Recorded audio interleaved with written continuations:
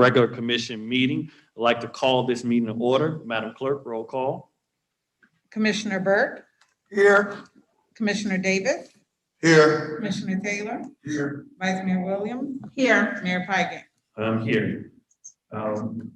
Commissioner Taylor, would you lead us in invocation?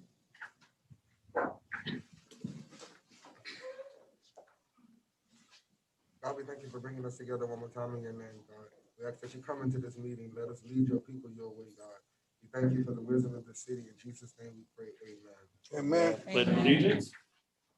I pledge allegiance to the flag of the United States of America, and to the republic for which it stands, one nation, under God, with liberty and justice for all.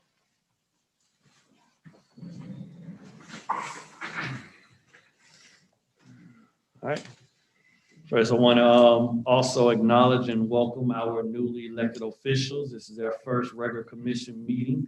Vice Mayor Veronica Williams and Commissioner John Teller. We are very excited that the people of Opa-locka elected you to do your duty here. And we're going to make sure that this is as smooth and impactful of a process that we all campaign for. So thank you for stepping up to serve in the city of Opa-locka. With that, Madam Clerk, do we have any awards, proclamations, or acknowledgements?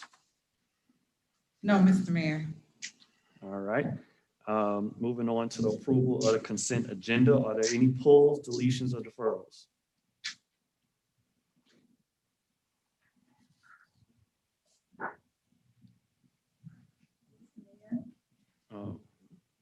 Mr. Yes. Mayor, Yes, Vice Mayor. I move to approve the consent agenda with the exception of number 2. All right, so we're going to pull number 2. Is that the one? Okay. So resolution 13-2 has been pulled. Any other pulls, deletions, or deferrals? Yes, sir, Mr. Mayor. 1, from the consent agenda, item number 1. All right, item number 1. So we have item number 1 and 2. All right, I have a motion to approve the consent agenda. Do I have a second? Second. Second by Commissioner Davis. Just for the approval of this, I do want to make a note of what we are approving. There's one thing right here that we won't have opportunity to discuss due to the fact of it's being approved, but that's with our grants. The city of Opa-locka has not had a grant person to do grants, and if you were a part of our prior meeting, grants were a significant source of revenue for this city, and it has the ability to improve and make sure we get new sidewalks, park facilities, and quite a few others. And this company that we have, Piggyback on from the city of Oakland Park, has a lot of success in bringing in funding for municipalities, and we're very excited about what that will bring to the city. So I want to thank everyone for moving this on the consent agenda and for staff and all those involved in bringing this to this board. With that, Madam Clerk, roll call. Commissioner Burke, Yes. Commissioner Davis, Yes. Commissioner Taylor, Yes. Vice Mayor Williams, yes. Mayor Pigott. Yes. Motion passes 5-0. All right. Do you have a report from District 1? District 2? Mr. Mayor? Yes. No, not at this time. All right, we know that one of our commissioners, so Mr. Grassley, you make sure that commissioner is aware that we do have reports from our county commissioner and invite them to come to our city and present for the community. Mr. Mayor? Madam Clerk? We have to set the agenda, and we also have an add-on item. Okay, all right, thank you. So do I have a move to approve? Well, we have an add-on item. Yes. So we just approved the consent agenda, but we didn't set the agenda. Yes, I know. Where's the add-on item? I provided a copy, but if you need, let me see if I have Hold an on, let additional. me see if I'm missing something. Okay, I do see it. You have it? All right. Got it. All right, so I have an add-on item, Resolution 14-1. Madam Attorney, want to read this into the record? And Mr. Manager, could you state the emergency nature that governs this add-on item? A resolution of the City Commission of the City of Opa-locka, Florida, authorizing the city manager to execute amendment number 5 with the auditing firm Anthony Brunson, PA, for emergency completion of audit services for the fiscal year ending September 30th, 2019, providing for correction of scrivener's errors, providing for an effective date. This is sponsored by the city manager. All right, Mr. Manager, could you state the emergency nature of this item? What I'm gonna do, Mr. Mayor, is ask that Ms. Zazar come up and speak on my behalf in relationship to why we are asking for this addition.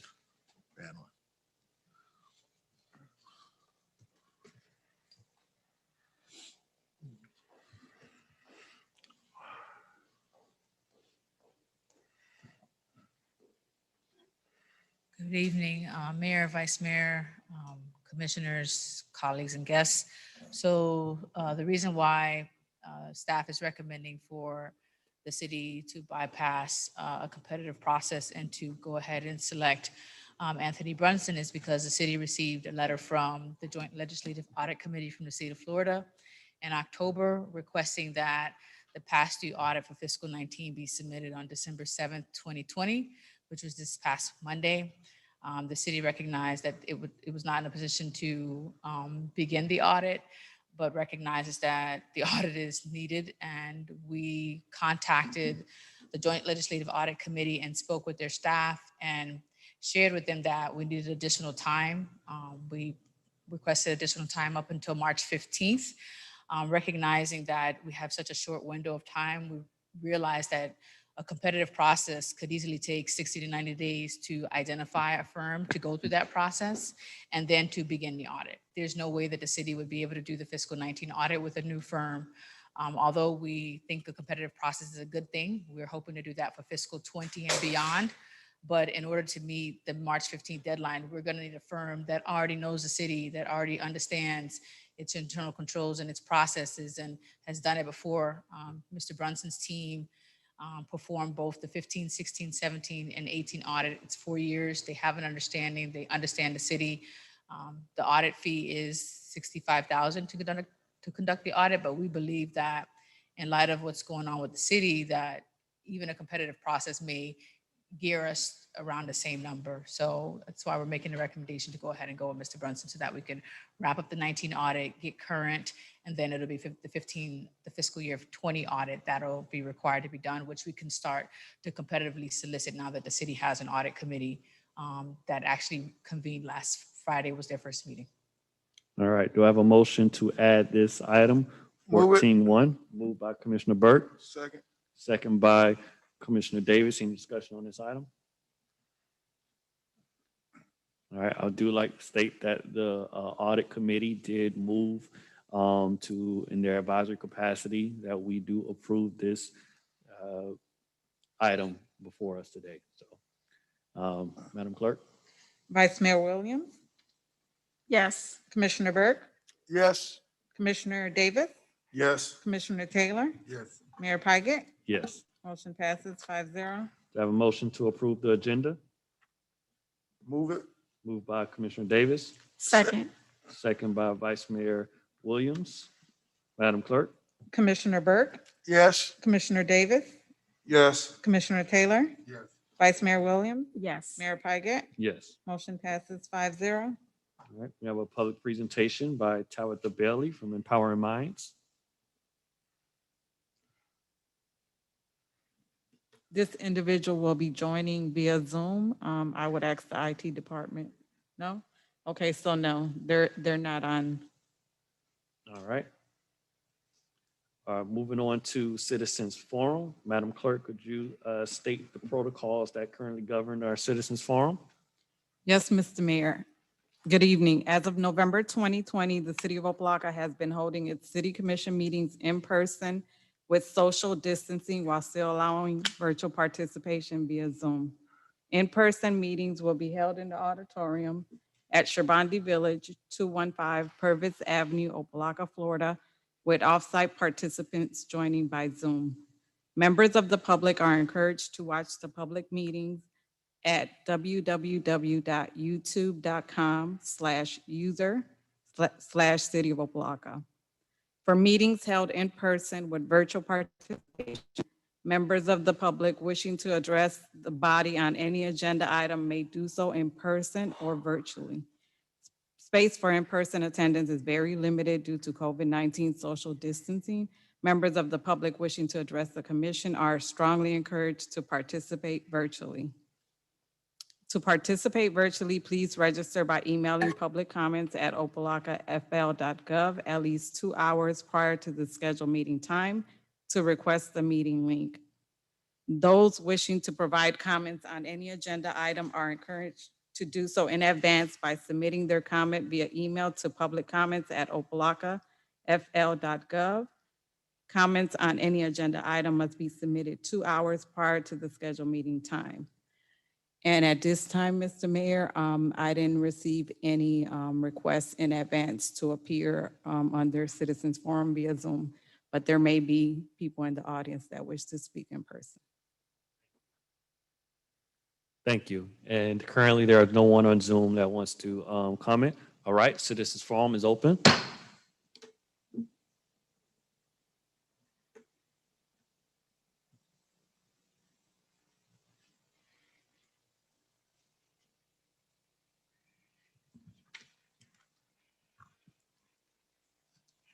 Good evening, Natasha Irvin, 670 Dunat Avenue.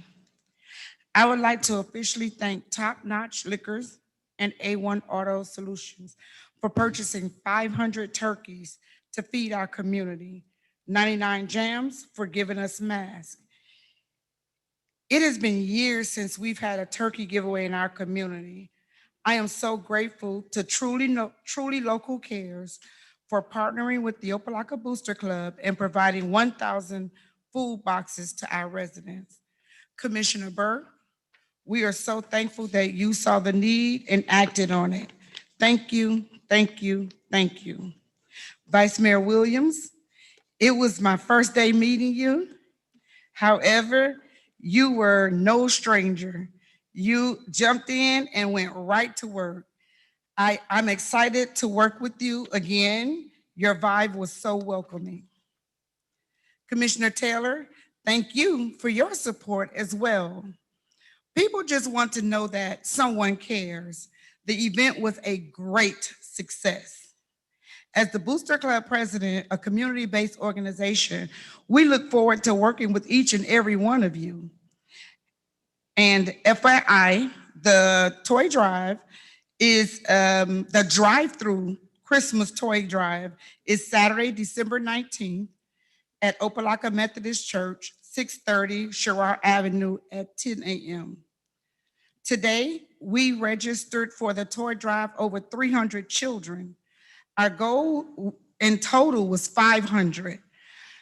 But because we registered 300 the first day, we've decided that we will provide each child a toy that registers by December 13th. Thank you and welcome Commissioner Taylor and Vice Mayor Williams. Look forward to working with you guys.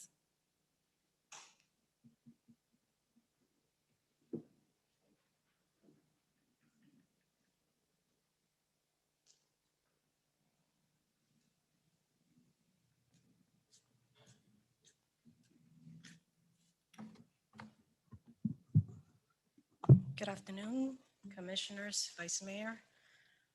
My name is Audrey Dominguez, 1147 Jen Avenue.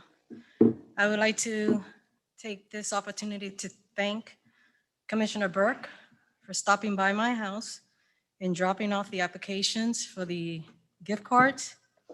I was able to distribute to my neighbors and the Royal Palms residents. The only thing that I didn't see was these applications in Spanish. It's very difficult to tell an elderly person what they have to do, translate, explain to them in detail. So I want to remind each and every one of you, this is a diverse community. Not only Blacks, we have Hispanics, Haitians, and we have people from Lebanon. So please, we are united in this.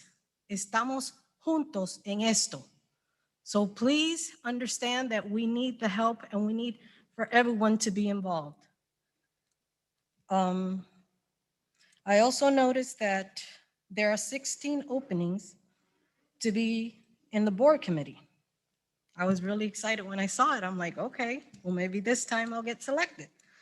I submitted my application last year. Never heard anything back from anyone. That is why I submitted another application. So hopefully I get chosen to be in a board committee.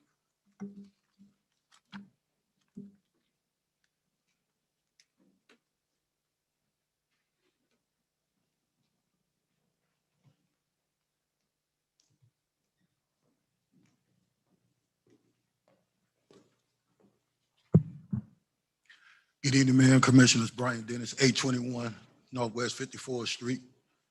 That's where you can find me at in my office. I'm here to address an issue, but the person isn't here that I need to address with the issue. I have the manager's contract, been had it for quite some time. We need to address that contract. We need to address that contract. What's going on with that contract and what the manager is not doing, and what's happening in the city with that money just going out. And we know what we don't have on staff. That's a lot of money to be paying out for somebody that's not a staff and to have a firm doing the job that somebody else was doing. Some Commissioner Burke said last year to the manager when he got here. He told the manager that he just doesn't work for the mayor. We see how this ship running now. I sat under Ingram, Alvin Miller, Mayor Kelly, and now Mayor Pike. Come on, man. We got to do better than what we're doing. So when I address the manager's contract next month, and I put it together, I'm gonna show you all what I mean by being on the charter board. I know that charter better than anybody sitting up there. And when you make a contract and you use the contract and the contract is violated through the city charter, we're not paying out no extra money. So let me put this out here right now. As a homeowner in the city, I will sue each of you all individually, and I will sue you all as a body if we pay out some money that we shouldn't be paying for because that contract in the charter was violated. Now, who knows that better than I? See, when you fire Dobbs before pulling over your cousin, that officer did, you was in the manager's ear.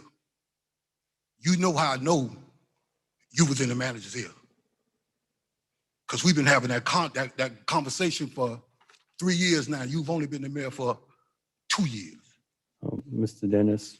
Let me say this here, and I'm out your way.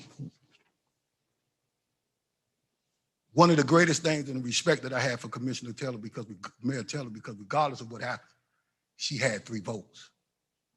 To vote knowing that it's not beneficial for the city, meaning that it's not beneficial for the residents. It is not beneficial for me. Feel how you want to feel. You already know. I have the same number for 20 years. Call it if you like. You got my office address if you want to meet.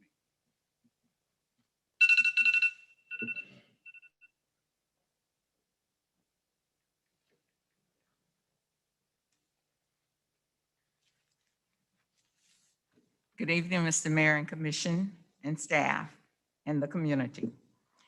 My name is Dorothy Dottie Johnson, and tonight I'm speaking on the behalf of the 305 Opa-locka Coalition.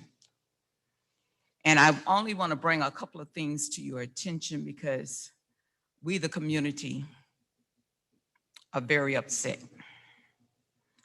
And we're upset because we observed multiple voters' irregularities on November the 3rd. Thank God for a volunteer pro bono researcher that provided us with a document that really spelled out everything that happened in 2018. And I strongly suggest each of you read it. It's dated March 4th, 2020.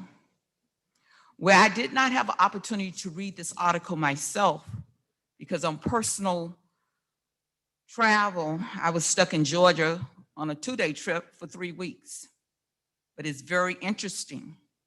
It's interesting because it told a part of what happened in 18, which is very surprising. It happened in 20. This official Miami-Dade ballot, which now called a voter's guide, supported by a Democratic Party, but when I completed my application to run for a commission, it was nonpartisan. This voter guide was approved and distributed, and the disclaimer states such, and I read it verbatim: paid political advertisement, paid and approved by Willis Howard, independent of any candidate or committee, for educational purposes only.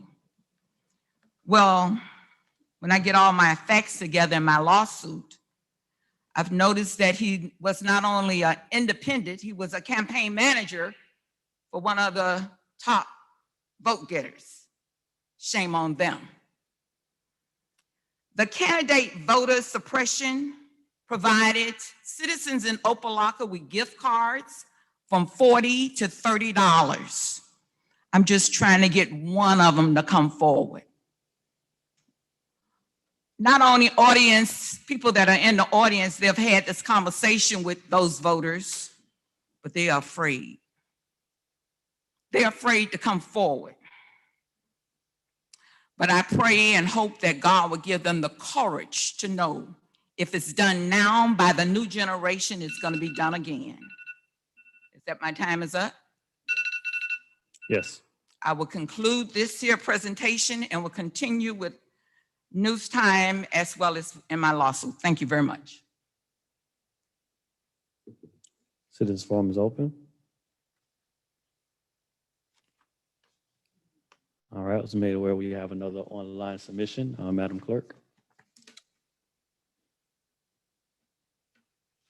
Yes, Mr. Mayor, this public comment is from Michelle Henney, 10640 Paris Street, Cooper City, Florida, 33026. As a matter of record, I am officially informing the city's commission and residents of Opa-locka that John E. Pate, city manager, has openly threatened me with criminal and legal action because I continue to provide transparency into the city's finance department via email. Madam Clerk, hold on. Madam Attorney, does that fit the slanderous decorum? Does that impede, based upon this nature of this comment, does it go on? Does it violate the decorum policy that we have on our books? Sir, I think it probably falls more in line. If you had to toss it up in the air, you want to err on the side of freedom of speech. And if it gets to a point where she's cursing and that's having to be read or something like that, then you may consider at that point stopping it, but because she wouldn't be able to do that in person.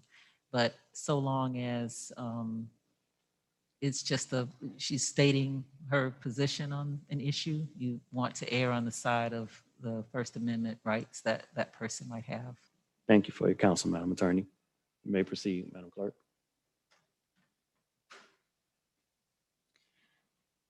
Okay, what seems to be of utmost importance is the city manager's office protecting an extremely highly paid consultant, Geraldine Lazar, CPA, owner of Trimerge Consulting Group. so much so that I am being threatened by speaking out against her. What seems to be of little or no importance to the city manager's office is the fact that this bill is being paid by the residents of Opa-locka. The price tag now way exceeding $1 million. All of these people, I'm sorry, as a matter of record, there was another person who quit the city's finance department in the last month. That makes 5 people to have quit under Geraldine Lazard's management in 2020 and 10 since 2019. All of these people who quit played an important role with completing the city's audits, but could no longer stomach working with Lazar. The residents of the city of Opa-locka will continue to foot the bill for the new finance team that is needed each year. Hopefully, the new commissioners will actually take this matter seriously and decide to investigate it for themselves. That concludes the public comment, Mr. Mayor. Thank you, Madam Clerk. Citizens Forum, does that conclude all the comments for Citizens Forum? Yes, Mr. Mayor. We have one more.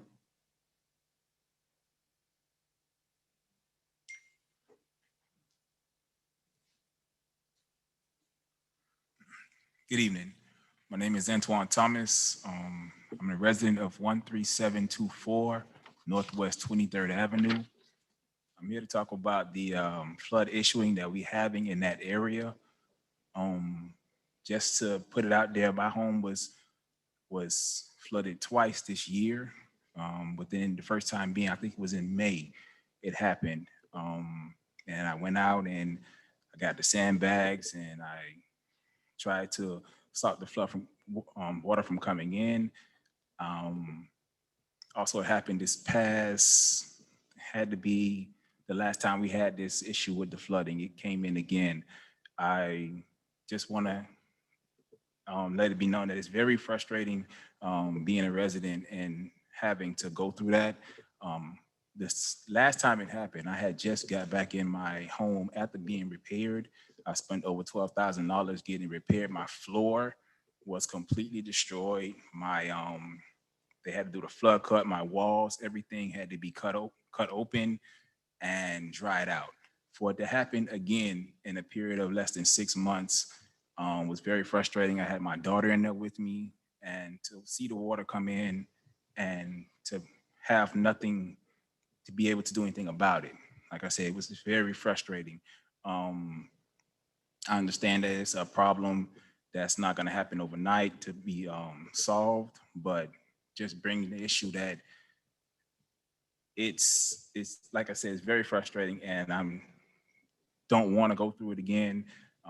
Bringing the issue out towards you all, letting you know that it's something that needs to be solved. Thank you.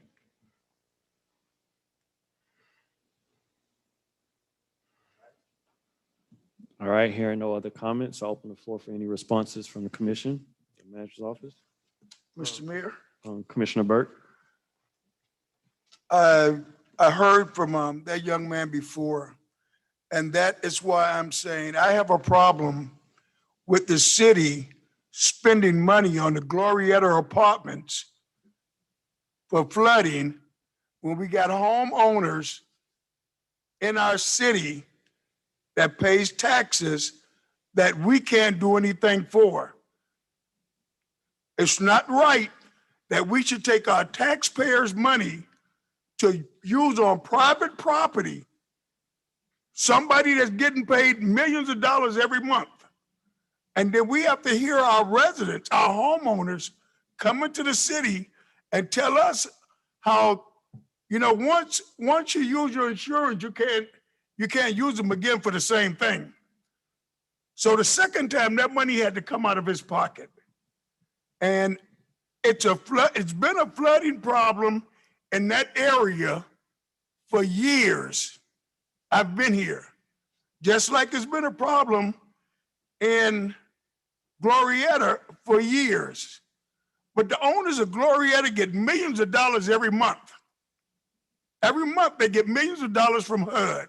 But for us to take our money, our taxpayer money, and go over to Glorietta, and then we have to sit here and have our taxpayers, our homeowners, come into here and tell us how their property is being flooded out and there's nothing that they can do about it, I don't think it's fair. I don't think it's fair. Glorietta has been flooding for years. We have not done our due diligence to make the owners of Glorietta Apartments do what they're supposed to do. And I'm still appalled that we had to take taxpayers' money to go over in Glorietta when we have our residents here in the city that has a flooding problem. I don't think it's fair, Mr. Mayor. Thank you. Any other comments or responses for Citizens Forum? Mr. Mayor, Commissioner Davis? thank you, Mr. Mayor. To the young lady who spoke, Ms. Dominguez, who was referring to the CARES Act funding and the applications. So we've had that internal conversation as far as making sure those applications are translated in all three languages, Spanish, English, and Creole. We've also expressed those same concerns as far as our marketing in general. So pretty much all our documentation and any communication with the public is always translated in three languages, but somehow slipped through the crack this time around. So as you know, we kind of got the CARES Act funding at the 11th hour. Our staff has been working very, very hard to get those funds out to our residents in this needy time. So just bear with us. They're now translated, and I'm sure you can pick them up at City Hall if you want to get those applications out. Mr. Mayor, Vice Mayor Williams? just to reiterate what Mr. Davis, Commissioner Davis just mentioned to Ms. Dominguez, actually the applications are online in English, Spanish, and Creole. You can pick them up in English, Spanish, and Creole. They're actually printed in English, Spanish, and Creole at the parks, and you can get them online. I believe maybe Commissioner Burke maybe handed you the English version, but I've personally seen the English, Spanish, and Creole applications myself. Mr. Mayor, All Mr. Mayor, right, okay, Commissioner Burke? Now we have English, Creole, and Spanish. Last month, when the applications was passed out, they were only done in English. They were only done in English, and when I questioned it, I was told that they could only be printed in English.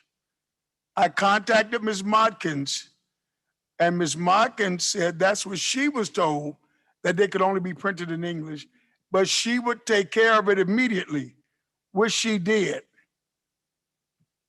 Ms. Modkins went to work right away and did the applications and Creole and Spanish. And Ms. Dominguez, I stopped by your house with the Spanish, but I do have some Spanish applications for you in my truck. But Mr. Mayor, last month when they did the applications, there were no Spanish or Creole. Thank you. All right, any other comments? All right, with that, I want to touch on a few understandings. This housing assistance program and grocery assistance program is very near and dear to this commission. Vice Mayor Davis led the charge in making sure we secure that funding for our residents.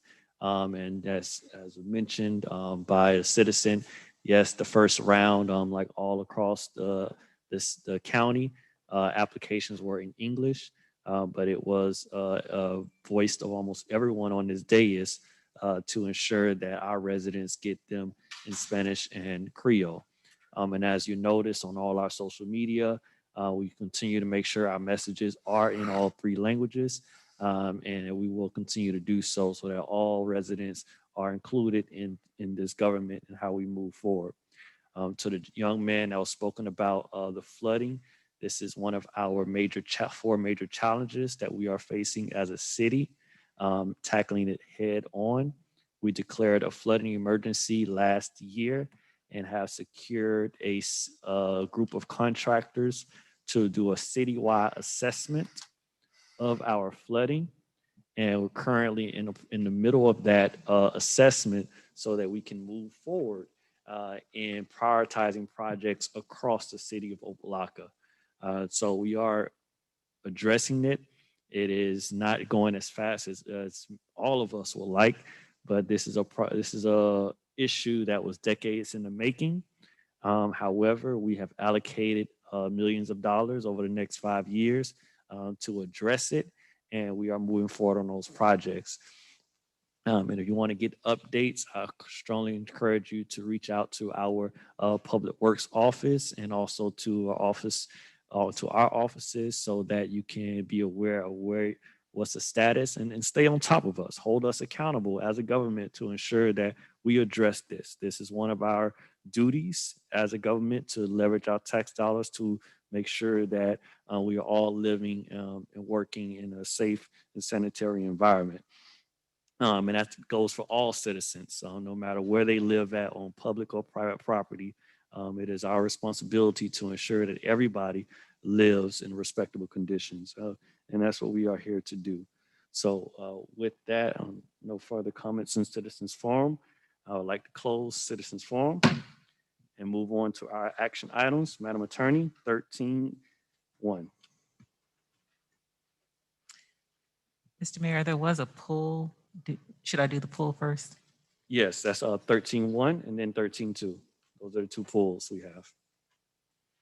A resolution of the City Commission of the City of Opa-locka, Florida, providing for a uniform method of collecting non-ad valorem assessments for stormwater services, authorizing the city manager to enter into an interlocal agreement with Miami-Dade County to place the city's proposed non-ad valorem assessments on the county tax bill, providing for incorporation of representations, providing for an effective date. This is sponsored by the city manager. Do I have a motion? Move it. Moved by Commissioner Davis, Second. second by Vice Mayor Williams. Mr. Manager, could you introduce this item? Yes, yes, sir, Mr. Mayor. Bob, would you speak on this, please?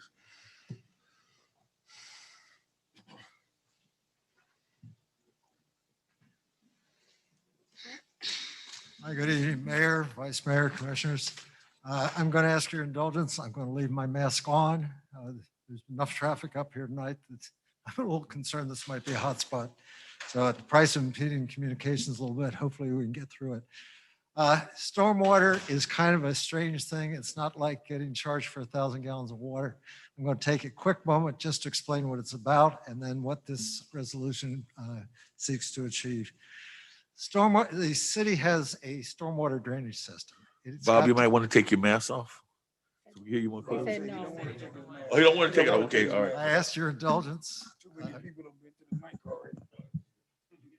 Always sacrifice for the city. It's okay. It's okay. Speaking to the mic, it's okay. Yeah. You can keep your mask on. Well, never mind. We'll carry on this way. Mr. Mayor, if he feels comfortable keeping his mask on, you should Yes. keep your mask on. Okay. Definitely. Yeah, Right. definitely.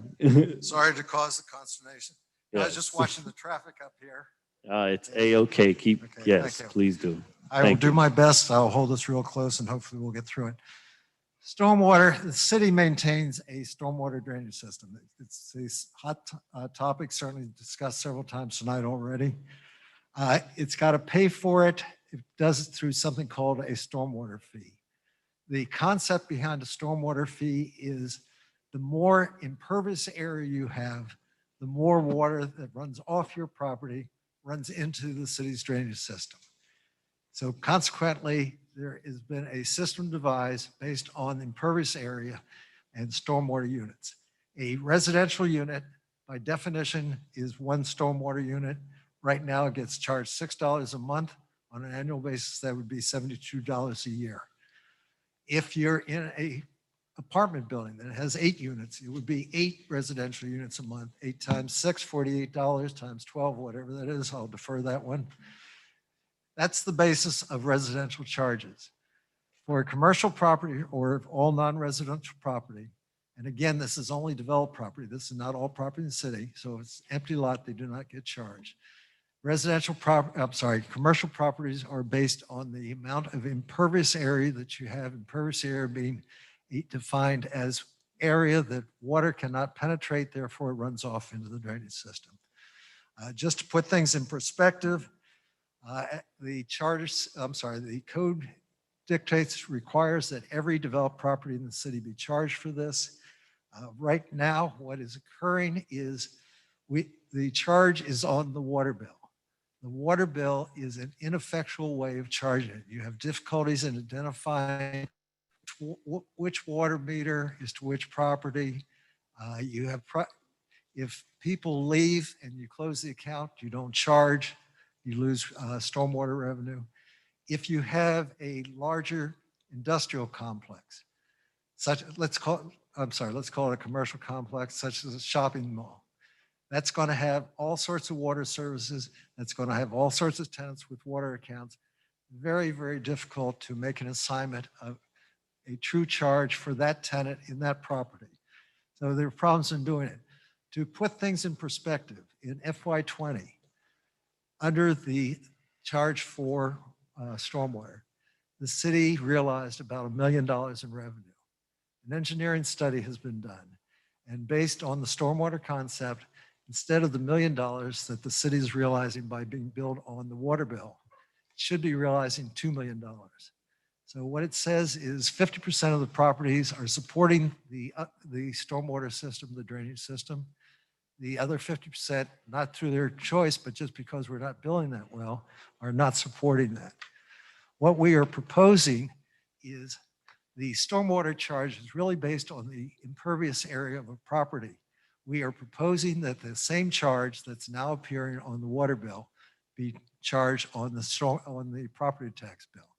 So for people who are being fairly charged right now, they're going to see no difference. For example, a resident who, as I said, will be charged $6 a month right now on the water bill would be charged $72 on the property tax bill, but would certainly not be charged on the water bill at that point. So it's just a methodology to transfer the means of how it's going to be billed. In fact, if it goes on the stormwater bill, if it goes on the property tax bill and the taxpayer takes the advantage of the early payment discount, in fact, they save $3 on it. So basically it's a transfer. I will point out that it's on the water bill. Sometimes the water bill goes to the tenant. This bill, because it's going to be on the property tax, will go to the property tax, the property owner. We are going to address that. There is a requirement for another hearing. I'm proposing it be in the February-March time period. A letter goes out to every property owner. That will be very evident at that point. If it's a property owner who's a landlord, it'll give them at least 6 months to readjust their lease because they'll end up being charged for something their tenant might have been charged for. So the important thing is that it is not an increase to people who are being fairly charged right now. As I said, right now, 50% of the properties are supporting the system. Really is a requirement that everybody picks up their fair share of it. Put it on the property tax bill is going to, in fact, accomplish just that. And to just highlight the importance of it, if the revenue is increased from $1 million a year to $2 million a year, $1 million difference, that $1 million will support about $15 million of debt, which will allow us to really make a major investment in the stormwater system. So it's a very important number. So that's the concept behind it. Again, the important thing is if you're being fairly charged now, you will see no difference. It will just come at you on your property tax bill rather than in your monthly water bill. All right. Thank you, Mr. Anthony. Is there anything else to introduce this item, Mr. Manager? No, sir. All right. The floor is open for discussion. Mr. Mayor, Commissioner Burke. Mr. Anderson, you said at the present time, our citizens are paying $6 a month for stormwater. Yes, sir. Is stormwater the same as wastewater or? No, sir. The stormwater, it's an abstract concept. You don't go out and buy 1,000 gallons of stormwater. It is the runoff from any given property that ends up in the city's storm drainage system. And every city does it the same way. They try to identify the amount of impervious area within the entire city. By definition, a residential unit is always assigned a single unit, and non-residential, you actually do a study of each property. You make a determination of how much the land is covered by parking lots and so forth. That becomes the basis of stormwater charge to a non-residential property. So it's a contribution of every developed property in the city towards maintenance of that drainage system. Okay, well, my problem with this, Mr. Anderson, it may be easier for the city, but we still have a lot of elderly residents in our city that's living on a fixed income who finds it easier paying that $6 every month than paying it on their taxes at the end of the year. If you put this on the taxes, that means their taxes are going to go up. For some of us, it might not matter. For some of us, it might not matter. I think you said $72 a year or whatever. Yes, sir. Some of us, it might not matter. But with some of our elderly residents paying this $6 every month, it might be easier for them than to put it on their taxes and make their taxes go higher. Point is well understood. I understand that. I understand, I guess that way the city would get all its fair share, but then still, it looks like we're penalizing our elderly residents. Some of our residents just barely been able to pay their taxes at the end of the year. So if we put something else on their taxes, that's going to make it a little harder for them. And like I said, personally, it may be easier for them to pay it every month. Yes, sir, I understand. And Thank again, you, Mr. Mayor. if I may address that point. Mayor. Wait, Mr. Anthony. What I understand what you're saying, but let me give you for example, if they pay their property tax bill at the end of March, which is the last date that they're supposed to pay it, they will have had 6 months of not having that charge on the water bill. So there's $36 towards the 72. It's not a full 72, but at least it's $36 towards that payment they're going to make at the end of March. So it's not a perfect answer, but the reason we're going forward with this is the only way that cities have been able to identify to really get every property to pay its fair share. Again, there are trade-offs. There's nothing perfect. I would agree with you. But as I said, even for that resident who is going to have to pay $72 on their property tax bill, they will have had 6 months of savings leading up to it. So the hurdle they have to cover is just an additional $36, and they'll get that back in the savings over the last 6 months of the year. Thank you, Ms. Hampton. I understand. Thank you, Mr. Anderson. Thank you, Mr. Mayor. I am definitely in support of this item. I'm thankful for staff for bringing this to our attention, this opportunity. As the gentleman stated during Citizens Forum, flooding is a very serious issue throughout the city, and we have to pull out all the cards to address it. And one of the things that in looking at this cover memo, which I encourage all citizens to take a look at it to get a more thorough understanding, we see that almost half the properties in Opa-locka did not pay their fair share of improving our stormwater drainage systems. That's over $1 million in lost revenue that we could apply to addressing the flooding throughout the city of Opa-locka. And this funding isn't going to come from anywhere out the sky. We have to contribute to developing this. And our stormwater system has suffered from a lack of investment. And this is going to ensure that everyone pays their fair share so that we can make the investments to improve this city. This is a huge emergency. So I do like the fact of us getting that funding up front when everyone pays their taxes, so that we can plan and ensure that we can make improvements on our stormwater infrastructure immediately. So thank you, Mr. Anderson, for bringing this, and Mr. Manager for bringing this up here, and I am definitely in full support of this. Any other comments on this item? Mr. Mayor, just a few comments. Commissioner Davis? Thank you. Just to kind of, I guess, address Commissioner Burke's point about the tax bill and just kind of moving it from the water bill to our the annual tax bill. As you know, in the city of Opa-locka, we have one of the highest millage rates in the state, being at 9.8 mills. You know, I understand that we do have a slightly older community, meaning that most of our residents are elderly and on fixed incomes and that sort of thing. So I do hear Commissioner Burke's point.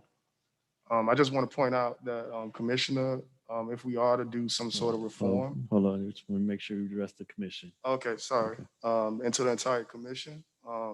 But to Commissioner Burke's point, I think we should address the concern. You know, like I said, we have one of the highest millage rates. So if we are to do, and I've probably been one of the ones who've been advocating for the millage rate to drop over the years. I think our residents would be better served if we were to go in that direction. So just Commissioner, I hear your concerns. I also share it in, and, taking care of our elderly residents and making sure that we're not pricing them out. But, you have certain measures in place, such as the Save Our Home cap from Miami-Dade County, which prevents that, and other safe holds as well. Thank you. Any other comments on this item? Madam Clerk, roll call. Commissioner Davis, Yes. Commissioner Taylor, Yes. Vice Mayor Williams, Yes. Commissioner Burke, No. Mayor Pygott. Yes. Motion passes 4-1. Item 13.2. A resolution of the City Commission of the City of Opa-locka, Florida, authorizing the city manager to piggyback the State of Florida Department of Management Services term contract 432-30000-15-02 for the provision of qualified professional services related to licensing and migration of Microsoft Exchange data from on-premise servers to the Office 365 Government Cloud to be performed by Shy International Corporation in an amount not to exceed $43,731.15, providing for incorporation of recitals, providing for an effective date. This is sponsored by the city manager. All right, do I have a motion? Moved by Commissioner Burke. Second by Commissioner Taylor. Mr. Manager, could you introduce this item? Yes, sir. This is an item that I'm gonna have Mr. Nelson Rodriguez, our IT Director, speak on.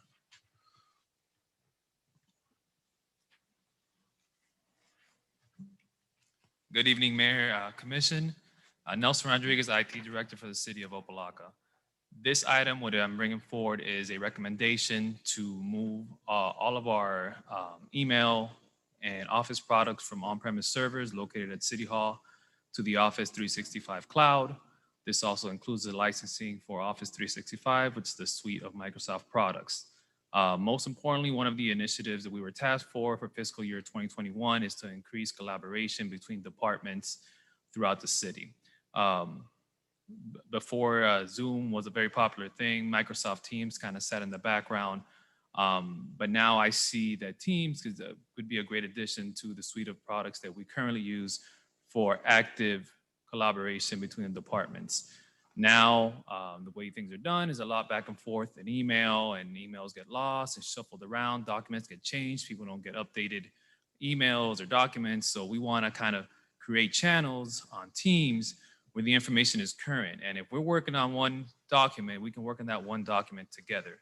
The way it's currently set up on our servers, we don't have SharePoint, we don't have Teams, we don't have an efficient way to collaborate. So what this does is gives us that power while keeping all of our historical data that we currently hold. Right now, we historically hold emails as back as 2006 all on site. If we lose power in the building, God forbid, hurricane, fire, that information is lost. This secures it in the cloud for as long as we choose. Thank you. Anything else, Mr. Manager? Anything else? No, sir. Thank you very much. All Thank right. you very Floor- much. Floor is open for discussion. Any discussion on this item? Yes, Mr. Mayor. Vice Mayor Williams? Just a quick question I wanted to know. Again, if the Microsoft Office suite is extensive, and I know we will be getting the government version, I just wanted to make sure we ensure that some type of training is implemented or placed inside of this contract. I do know you are very well-versed in the technology world, and I know that it would definitely be very taxing on you to do that type of training. If this company, this management service could provide or could ensure that in the contract, there is some type of either, whether it's a virtual training or some form of training, and that is not just solely on you to provide the training, because I do know that the Office 365 suite and an avid user of Teams, as well as the entire suite, is you do need training on that. Yes, ma'am, I do completely agree with you. So what this is called is a Microsoft, it's a, can't remember the exact name, but it's an agreement between the city and Microsoft. And then with that agreement, we do get included training hours. So what we can do is take those training hours specifically for where the need is. At first glance, I think Teams will probably be the most important. And of course, we'll use those hours probably as soon as we get everything rolled out. But the IT department will supplement that with our own in-house training, maybe some more hands-on training, and as we pass this pandemic, maybe some more one-on-one training, which may be required. Thank you. Any other questions or comments? I do definitely hear the Vice Mayor's concerns. I do believe that we want to make sure that our staff utilize this technology. And if there is any additional dollars that need to be allocated to ensure that we maximize this, or if it can be a part of this contract, I definitely would strongly encourage it. I see that it is a piggyback contract, so there's very little wiggle room that we have with this. But it is important that if we're going to make the investment in Microsoft 365 to really put us into this 2021 new world, so that we are more of a flexible, responsive government wherever we are during this pandemic, that our staff are properly trained so that they can maximize it and work as efficiently as possible. So I would definitely want to hear more from a manager's office about ensuring that we have that training, and from IT in terms of the need for that. So thank you for bringing this to our attention. Is there any other comments? I'm sorry, Mr. Mayor, I do have one more thing to say. Go ahead. We did budget $50,000 for this project this year, so we are way under budget. So what we could is reallocate the remaining 6,000 and change to training if need be. Yeah, based upon your assessment and the manager's office assessment, I think that we are in support of doing that. So thank you very much for that. Madam Clerk, roll call. Commissioner Taylor? Yes. Vice Mayor Williams? Yes. Commissioner Burke? Yes. Commissioner Davis? Yes. Mayor Pygott? Yes. Motion passes 5-0. All right, 14-1, our add-on item. 14-1, a resolution of the City Commission of the City of Opa-locka, Florida, authorizing the city manager to execute amendment number 5 with the auditing firm Anthony Brunson, PA, for the emergency completion of audit services for fiscal year ending September 30th, 2019, providing for correction of scrivener's errors, providing for an effective date. This is sponsored by the city manager. All right, do I have a motion? Move it. Moved by Commissioner Burke, Second. second by Commissioner Davis. Mr. Manager? This was already spoken of by Mrs. Lazar earlier. Do you want to speak about it again? Is there any We have no additional additional information? information, sir. Okay. With that, the floor is open for discussion. Any discussion on this item? Mr. Mayor, Commissioner Davis? thank you. Not really any discussion on this item, but, just want to say applause, to the staff and everyone who's involved in, putting the audit committee together and the audit committee, ultimately selecting Mr. Brunson's, firm. They have done excellent work here in the city, since we was elected in 2018, bringing us up to date with the 14, 15, 15, 16, and 17, and now 17, 17, 18 audits. So just props to them, and I'm glad that they are continuing to do work here in the city. Any other comments on this item? All right, I just want to make sure that we get this audit done as soon as possible and meet that March 15th deadline.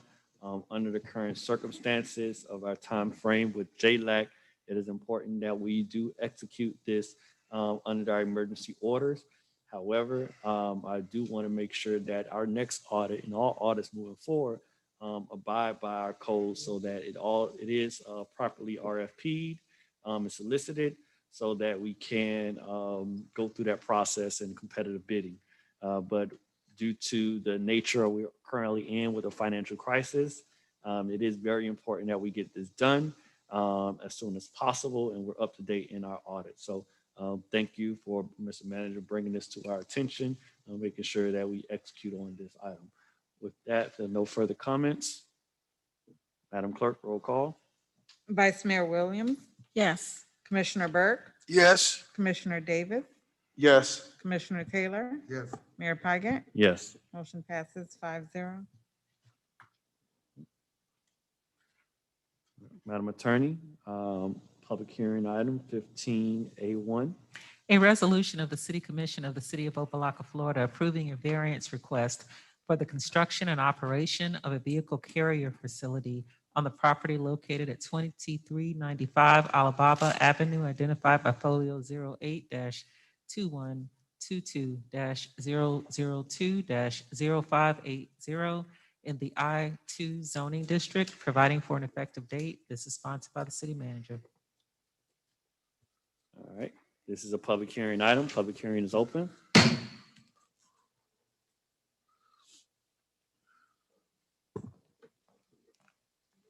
Mr. Manager. I apologize. I apologize. I'm sorry. Manager's office, could you please introduce this item first? Yes, sir. I'd like for Mr. Gregory Gay, our Director for Zoning Planning, to speak about this item, sir. Mr. Mayor, Madam Mayor, members of the commission, Gregory Gay, Director of Planning and Community Development. This is one of 3 items that will be presented before you this evening that's related to planning and zoning. This is for the Velocity Carrier Facility. The first item that's being presented before you is a variance. The purpose of the request of the variance is to relax the square footage requirements, minimum lot square footage requirements for this particular site.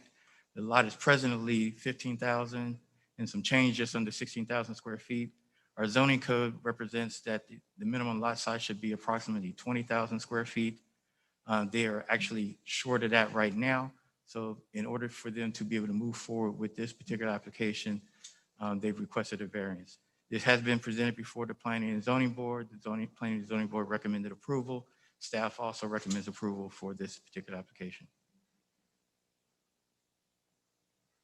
All right. Any questions for Mr. Gay? All right. Public hearing is open.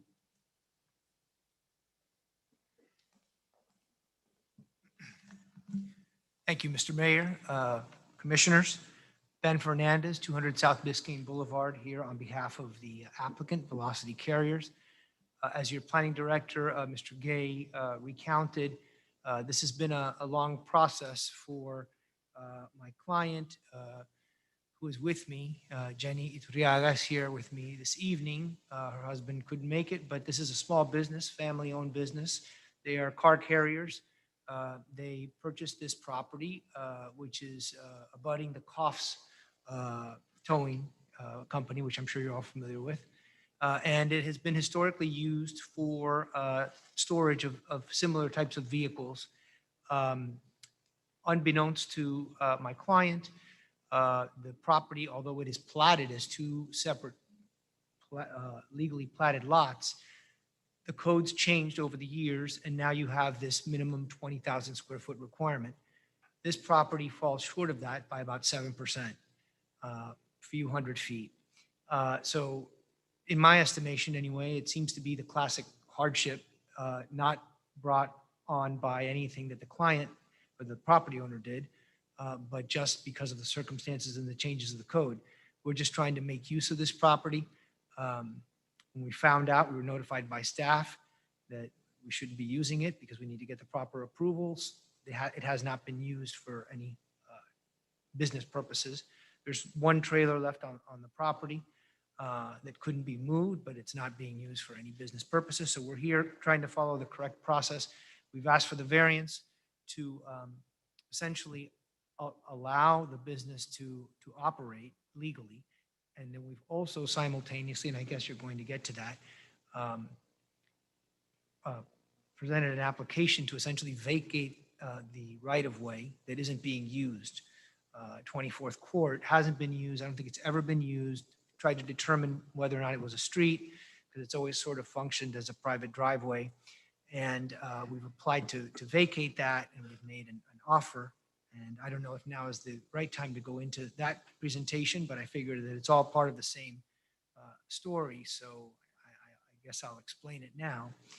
That process requires that there be a vacation, that the board approve that vacation. We've proffered an amount which is based on your code, section 1748 of your city code, that applies to right-of-way vacations, that says that you're supposed to take the market value difference between that, or the average between the market and the assessed value.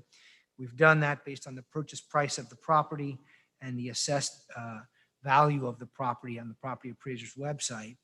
And that comes to approximately $18.10 per square foot. And the area that is, when you multiply that times the area that we're requesting be vacated, comes to approximately $70,000, a little bit shy of that, but I think we're rounding it up to 70,000. So that's our application.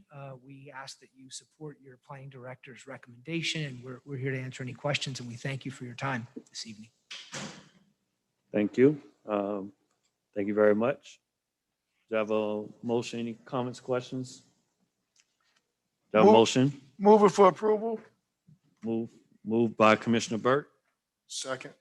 second by Commissioner Davis. The floor is open for discussion on this item. I have a few questions. I'm looking at this site plan that I have here. And the site plan calls for a landscaping abutting 24th Avenue. However, 24th Avenue is currently blocked off by a wall. So is this proposing to open that street back up and put landscaping in that area? Is that what's happening with this?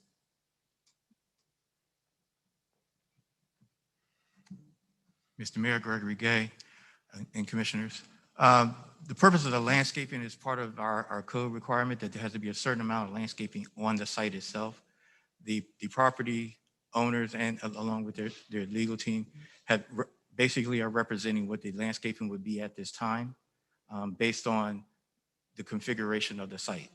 The wall is an issue that will be proffered as a part of the alley or street right-of-way vacation. So as it stands right now, they do have a minimum of landscaping requirements that they do need to meet as a part of this particular application. So this landscaping plan that we have here currently will take place with or without the vacation of 24th Court? As it stands right now, yes. Okay. All right, that's my questions. Any other questions or comments? All right, Madam Clerk, roll call. Commissioner Burke, Yes. Commissioner Davis, Yes. Commissioner Taylor, Yes. Vice Mayor Williams, Yes. Mayor Pigott. Yes. Motion passes 5-0.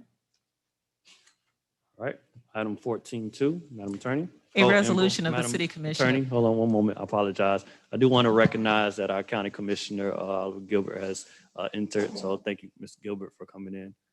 All right, Madam Attorney. A resolution of the City Commission of the City of Opa-locka, Florida, recommending final site plan review approval for the construction and operation of a vehicle carrier facility on the property located at 2008-2122-002-00580 in the I-2 zoning district, providing for an effective date. This is sponsored by the city manager. All right, Mr. Manager. Mr. Mayor, Mr. Gay is going to introduce this item also. Mayor, Vice Mayor, Commissioners, Gregory Gay. This is the second item to the same property that we just talked about with the variance. This is for the site plan, and as a part of the site plan application, this is for them to be able to park 7 carrier vehicles on site, and it will have a small office, which is approximately 420 square feet, for them to operate their operation from at that particular facility. As I basically explained previously, as a part of the site plan requirements, there is a certain minimum amount of landscaping that is required to be placed on the site. They're going to be satisfying that as a part of this particular application. As the process moves forward, and should the street right-of-way vacation take place, then we will be looking at modifications to their application as it relates to the landscaping that will be in place. This has been presented before PZAB, recommended for approval, and staff does recommend approval. Any questions or comments from Mr. Gay? All right, Mr. Gay, if modifications for this site plan, does it have to come back before this board? There's several steps that will have to take place as it relates to the alleyway or the street right-of-way vacation. There will have to be a replat process, and along with the acquisition process.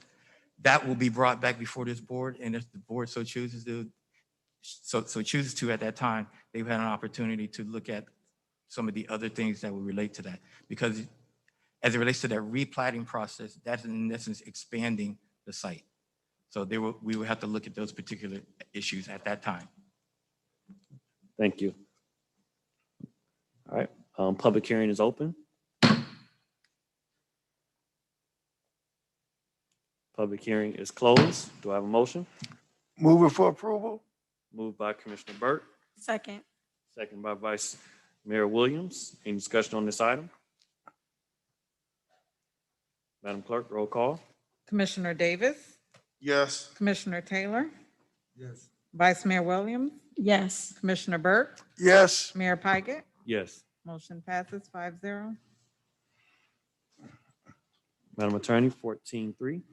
A resolution of the City Commission of the City of Opa-locka, Florida, approving the development agreement by Velocity Car Carriers Corporation for the construction and operation of a vehicle carrier facility on the property located at 2395 Alibaba Avenue, identified by folio number 08-2122-002-0580 in the I-2 zoning district, providing for approval, providing for incorporation of recitals, providing for scrivener's errors, providing for an effective date.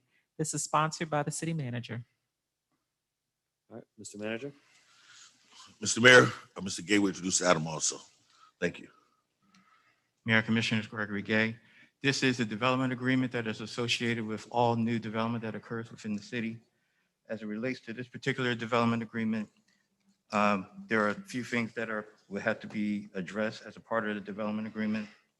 One of it being the application for the vacation of the right-of-way, which has already been put in process, and that's going to be presented before you shortly. Once that process has been done, there is the process where the city would need to vacate the right-of-way, and then there will be an acquisition process. The applicant has already proffered approximately $70,000 to acquire the right-of-way upon the vacation of it. And then after that point, as has been done, there will need to be a replatting of the alleyway between the two properties that are adjacent, therefore completing it and removing the street from the city's ownership and right-of-way. That is expressed within the development agreement. There are other points that our typical development agreement speaks to as it relates to termination of time periods, which we will be working very closely with the applicant on that. There are other areas that speaks to the ownership requirements and the design of the facilities, and if anything should be modified, that those modifications to the development agreement will be brought back before the commission. Those are pretty much the development issues that are pointed out as a part of the development agreement. The Planning and Zoning Board recommends approval of the development agreement, and staff recommends approval of the development agreement as well. If you have any questions or concerns, I'll address them at this time. Mr. Mayor, Commissioner Burke? Mr. Gay, in a development agreement, is there a timeline for construction to start? And if the construction doesn't start in that timeline, do it have to come back before the commission? In section 9 of the development agreement, which is typical language that we include of all development agreements, under letter P, the owner development must comply with the timeline, and the typical timeline that is expressed that the building permits must be secured within 180 days, and construction must start within 270 days of the application, and hopefully be completed. We don't have an actual completion date, but because the only construction that will be taking place is literally a small office building being developed, we don't foresee that taking a significant amount of time. Right. Now, this does take in consideration that if there may be any issues that relate to review process that may occur outside of the city, i.e. with Miami-Dade County, those will have to be taken in consideration. And there is language that allows for the manager to allow for additional time if it's so needed. Thank you. Any other questions, comments for Mr. Gay? Mr. Mayor, Commissioner Davis? thank you, Mr. Mayor and Mr. Gay. I know there's not really a lot of construction that's taking place, being one small building, but I know usually we ask of our developers to try to stay consistent with the Moorish architecture, which is the spirit and essence of our community. Is this development in any way reflective of that Moorish architecture and that design that we usually request from incoming developers? Usually, through the chair, usually when it comes to the Moorish architecture design, that is something that's more or less reflected within our commercial areas. It is a little bit more relaxed in the industrial areas. If they were doing a major building or large development, I think that's something that we would take into consideration, but because it's such a small office building, we're not taking that into consideration at this time. Okay, thank you. All right, Mr. Gay, you mentioned that in this development agreement, it also takes in consideration the vacation of the land. Did I hear that correctly? That was one of the steps that was to be included as a part of the development agreement in order for this particular process to go forward. So they would have to do the application for the vacation of the right-of-way, which has already been proffered and is a part of the agenda. I just want to make sure that this is two separate items, that this development agreement and the vacation of the land is two separate items. Yes. I know that's on our resolution, but during your presentation, you made mention of it, that it was part of this development agreement, and I'm not seeing that upon my review. And I want to make sure that I'm not missing something in this development agreement. and It's it not is to- necessarily in the development agreement, but I think it's in the spirit of what the development agreement would like to achieve. Okay, all right. Anything else from Mr. Gay? All right, public hearing is open.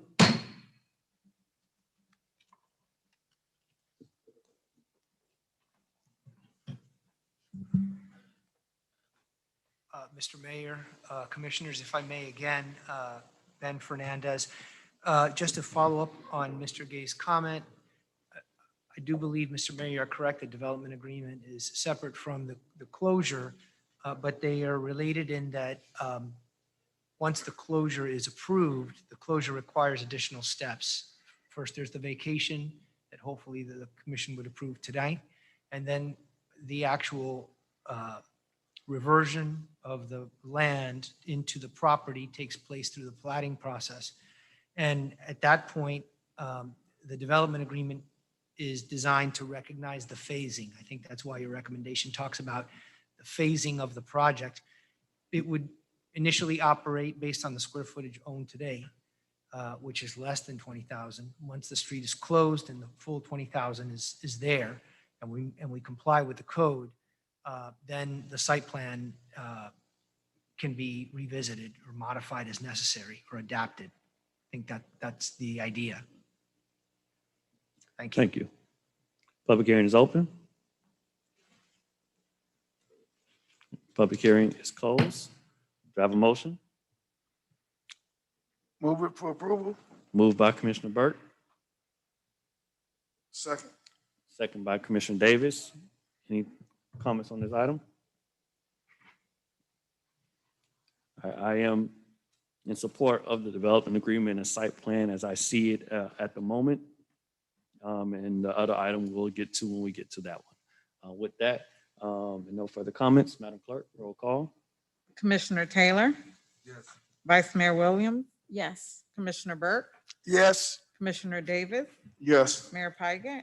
Yes. Motion passes 5-0. All right, that concludes our public hearing items. But before we move on to our ordinances, I would like to take a moment. We have the honor of our newly elected District 1 Commissioner personally coming here to the city of Opa-locka at our first meeting of our new elected officials. And I will ask them to come before us and bring greetings and say whatever you to say. Thank you for coming to the city. Thank you, Mr. Mayor, Madam Vice Mayor, Commissioners, Charter Officers. I just want to come by and say hello and tell you that I'm here for you. Listen, as I was driving here, we passed my dad's old church on Superior.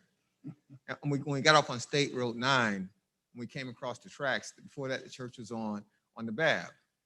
In so many ways, I grew up in Opa-locka. In so many ways, until I went to college and I realized that I lived in unincorporated Dade County, I thought I lived in Opa-locka. For years, we worked side by side, me and Miami Gardens, you all here in Opa-locka, and I've always said that we're one community. Well, now I'm the District 1 Commissioner, and we are one community. And so I had a wonderful meeting with you, Mr. Mayor, and your staff. I look forward to just helping you all serve the residents of Opa-locka, because I don't see this as, their county services and their city services, and I think they're people. And those people deserve certain things. And those people elect you to give them those things, and they elect me to help you. So I'm here to help you. I appreciate your time. You all have a great meeting, and I look forward to working with all of you. And congratulations to all the newly elected officials. Thank you all very much. Also, if anyone has any words for the commissioner while he's here, Mr. Mayor, Commissioner Burke. Commissioner Gilbert, I want to congratulate you on your campaign and your new position. And we're looking forward to working with you. Thank you very much. Thank you very much, Mr. Burke. Mr. Mayor, Commissioner Williams, Vice Mayor Williams. Commissioner Gilbert, I personally want to congratulate you on your campaign, on your win. I am so excited and enthusiastic to have this opportunity to be on this dais with the great leadership here and also with our newly elected District 1 Commissioner, Mr. Oliver Gilbert. I hope that we can continue a great partnership, and I know that we will. And I so look forward to what we're going to do in Opa-locka. Absolutely. Absolutely. And I gotta Thank you. get one of those Opa-locka masks too, Mr. Mayor. We can make that happen. Those We at the will- next county commission meeting. I want to rock the Opa-locka We would mask. love that to happen. Yeah. We'll make sure you get one. Yeah. A few, matter of Yeah. fact. Commissioner Davis. Thank you, Commissioner Gilbert. I don't think I had the opportunity to thank you and congratulate you on your newly elected position as our county commissioner. And I could just not say, thank you for stepping up and filling that position. I could actually think back to my first campaign. The campaign that I worked on was actually yours. At the time, I was a sophomore at Miami-Carroll City Senior High in the Law Magnet program. And I had the opportunity to participate in your campaign. So to, kind of fast forward here and now and, to work together to bring resources and commitment to our community, it's just wow. Wow, time flies, I guess. So congratulations, Commissioner, and look forward to working with you. Thank you all very much. That was awesome. Yeah. That was awesome. Mr. Mayor. Commissioner Taylor. Also, Mr. Gilbert, want to say congratulations. I watched you for many years growing up, and I love the way you dress. One man to the next. I got it. Yep. I look forward to working with you in the great city of Opa-locka. Absolutely. Former Mayor Gilbert, Commissioner Gilbert, it has just been an honor to be a fellow mayor with you. Your mentorship, your leadership all these years. It's just, I can't think of a much a greater blessing to have you up there serving and fighting for this community as you always do. I think everyone should have in their mind that we have one of the most favorable and empowering commissions the city of Opa-locka have seen in many, many years. And with Commissioner Gilbert's leadership there, I know that this city is going to turn around and become a beacon of light for our residents in this community. And I want to thank you for all the time that you've put in already to help us understand our vision and where we're going. And we look forward to your guidance as a mayor of one of the most transformative cities in the state of Florida, right as our neighbor. So thank you very much for coming in and taking the time out your evening to come in and give greetings to us and our residents. No, it's my pleasure, Mr. Mayor. And listen, after our meeting, our Zoom meeting, I went to county commission meeting and I took some of your ideas there. I want you all to know we did actually make it easier and we gave cities a lot more leeway on how they actually can spend the CARES Act dollars. It makes no sense to actually tie your hands in ways you don't tie not-for-profits' hands. We made them see the error of their ways.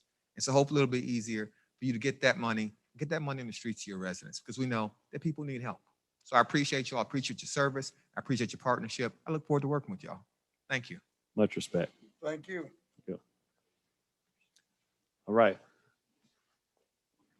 Our ordinances, Madam Attorney, item 16A1.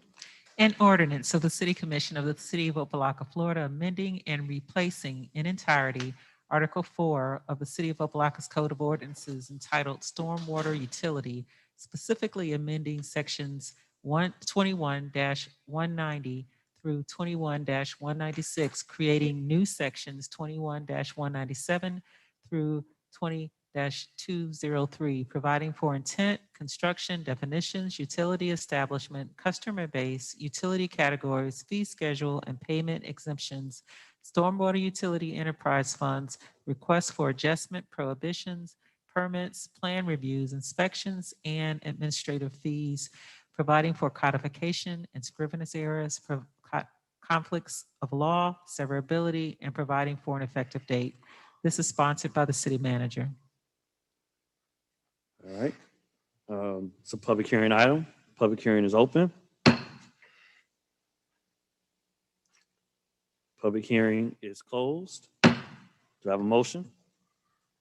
Move it. Moved by Commissioner Davis. Second by Commissioner Taylor. Mr. Manager, you want to introduce this item? Yes, sir. I'm gonna ask that Bob England come up and do present this item again, once again.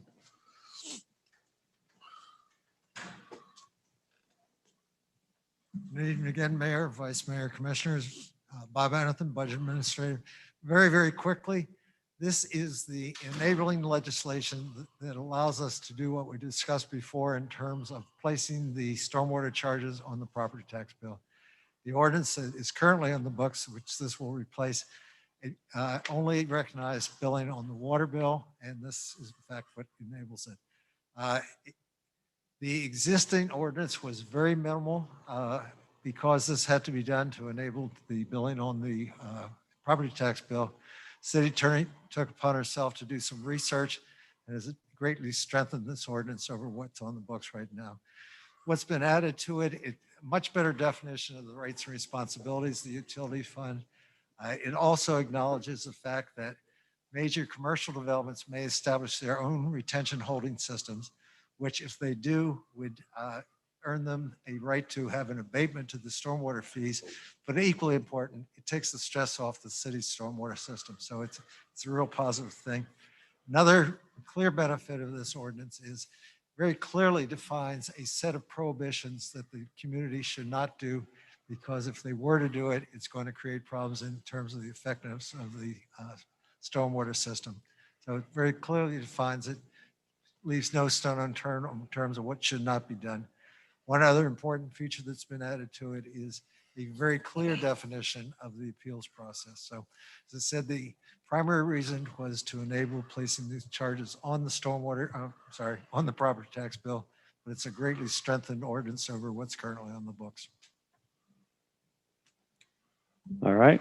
Thank you, Mr. Manager. Floor is open for discussion and comments. Mr. Mayor. Commissioner Burke.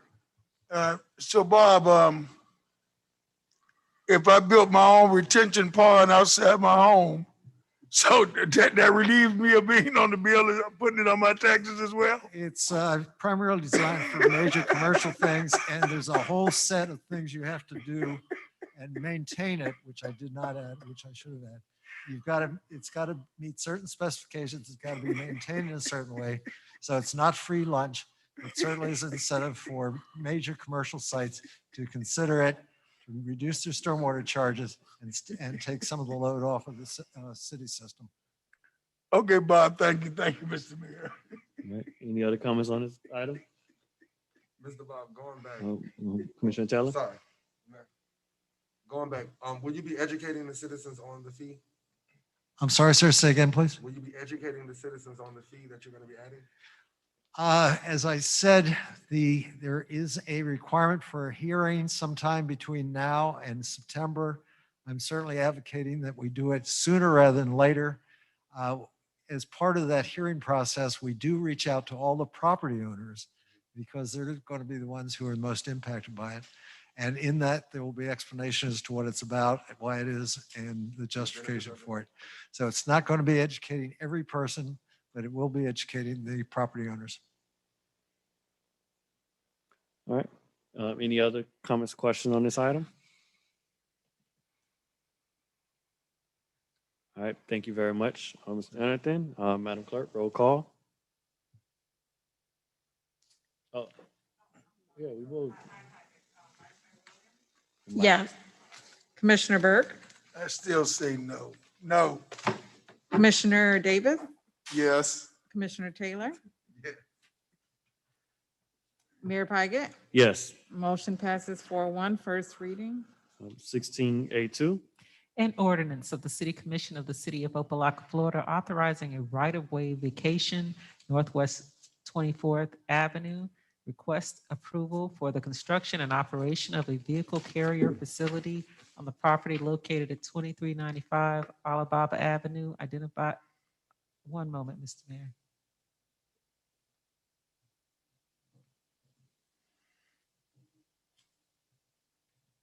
I wanted to make sure this was not a repeat item. And I'll start reading that again, excuse me.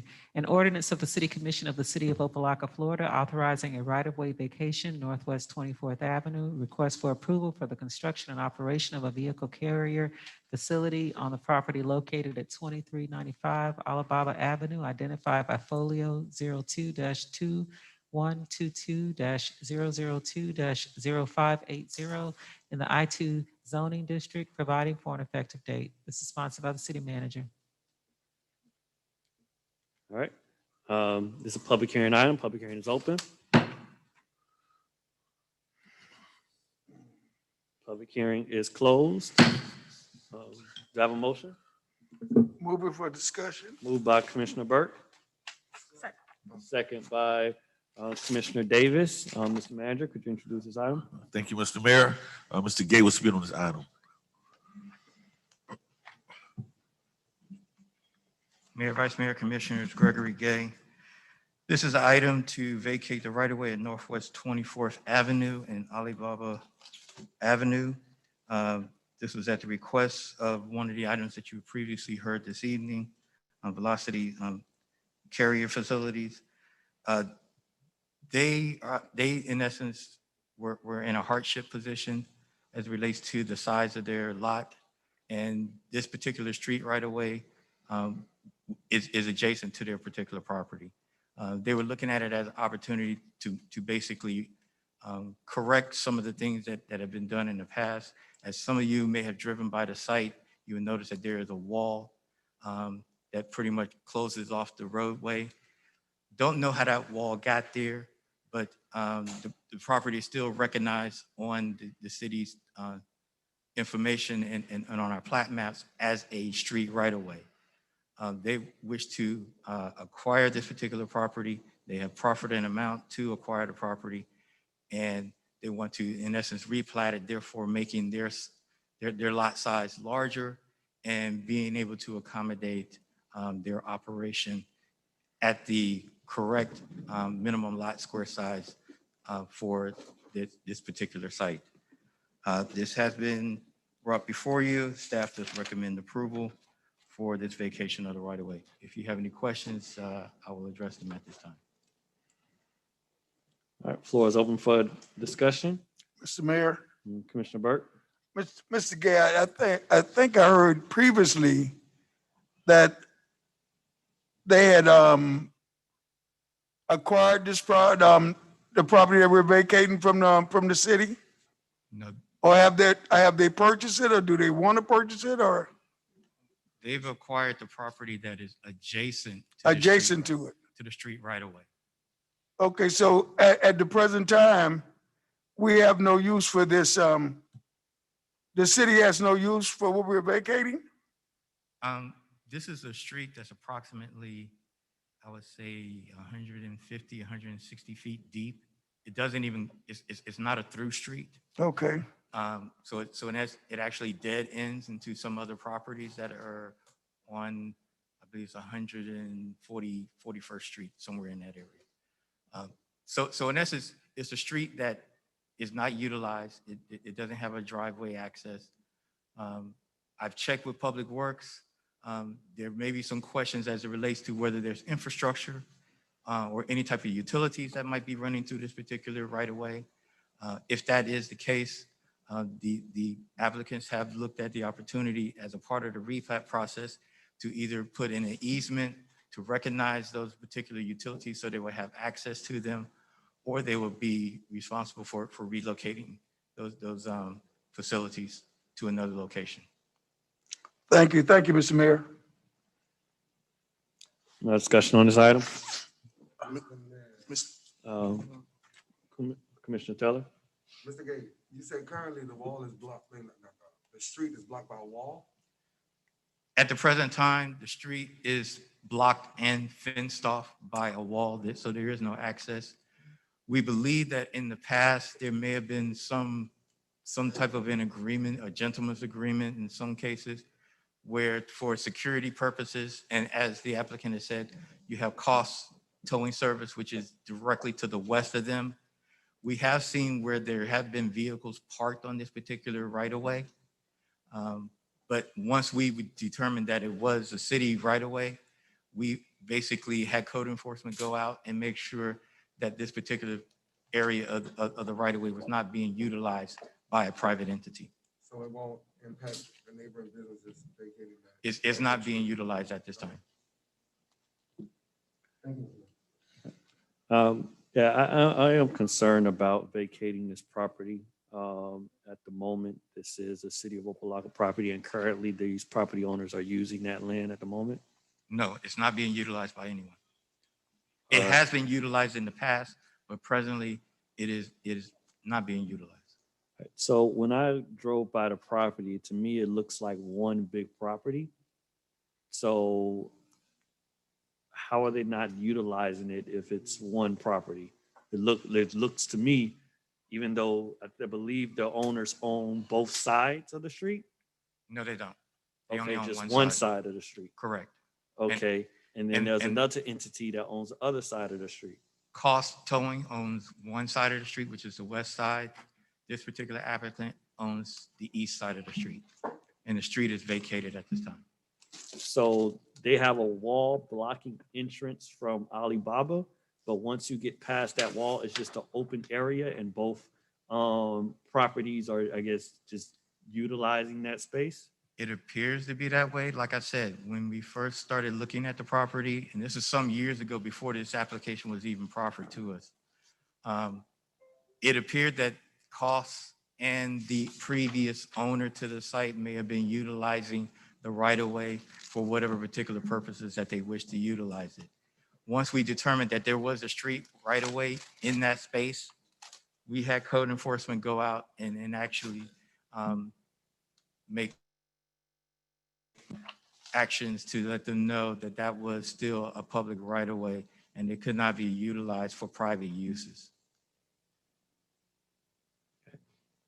My other concern is about the amount offered for this. How was that amount determined? Was there a public assessment by the city of that land that we plan on providing or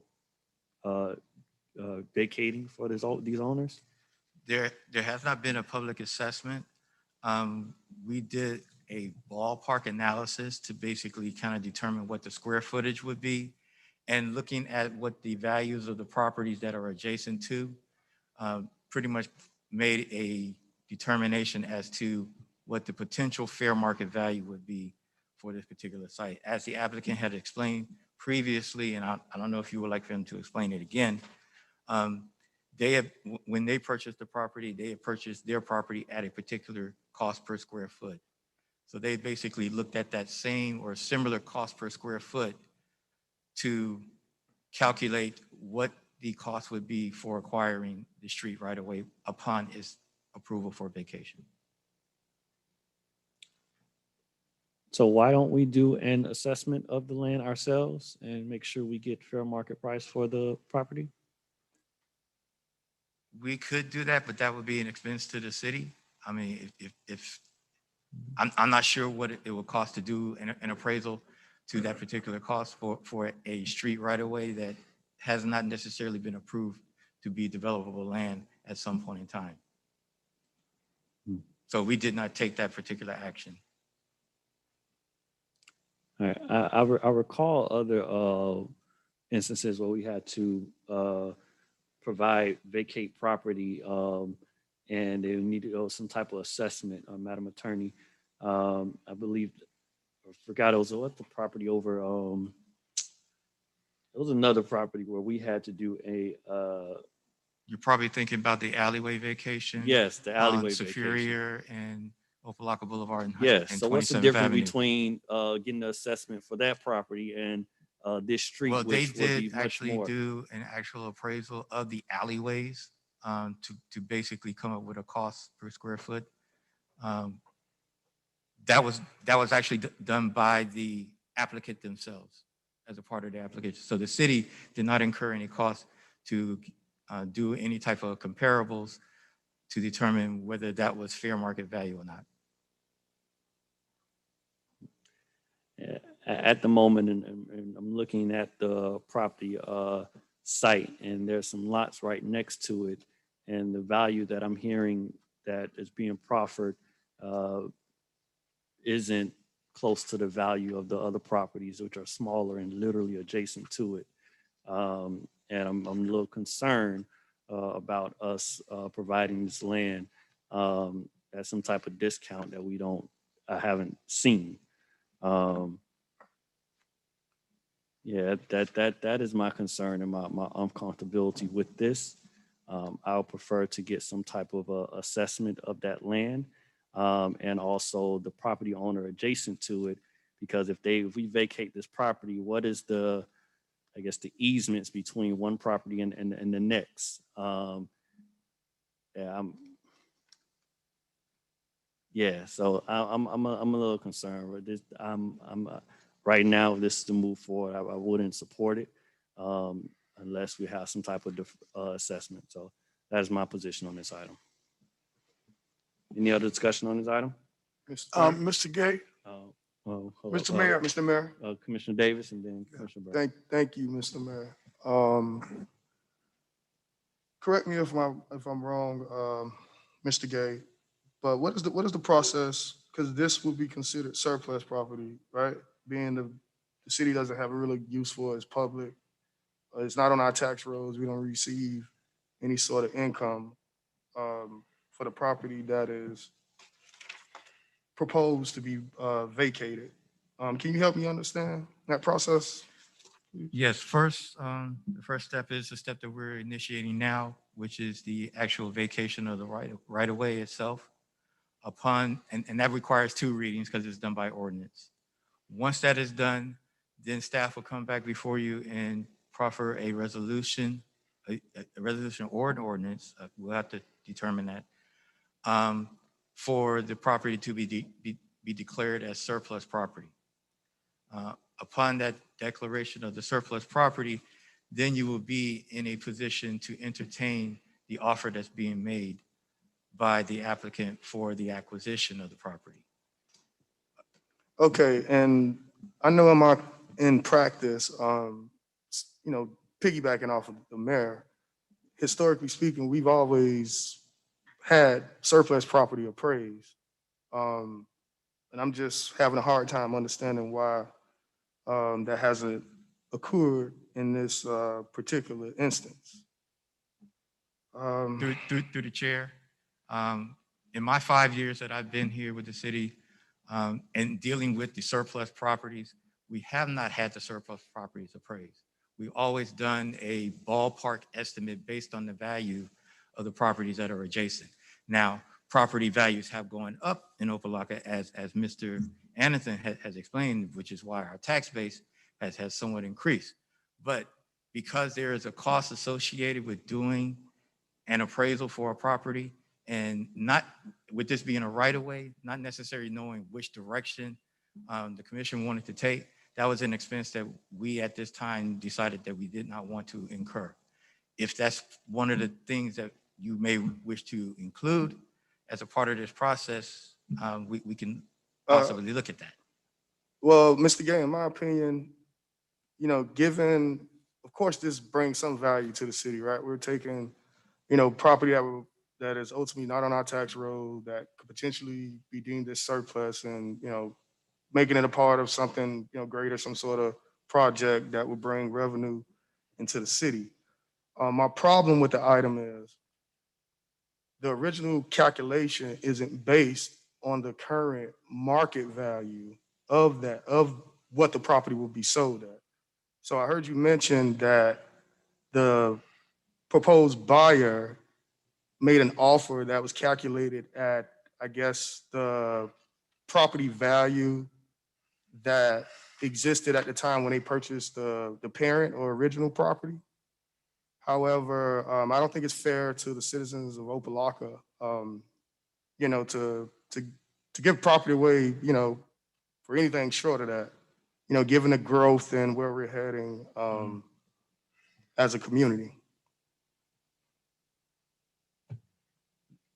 Thank you, Commissioner Davis.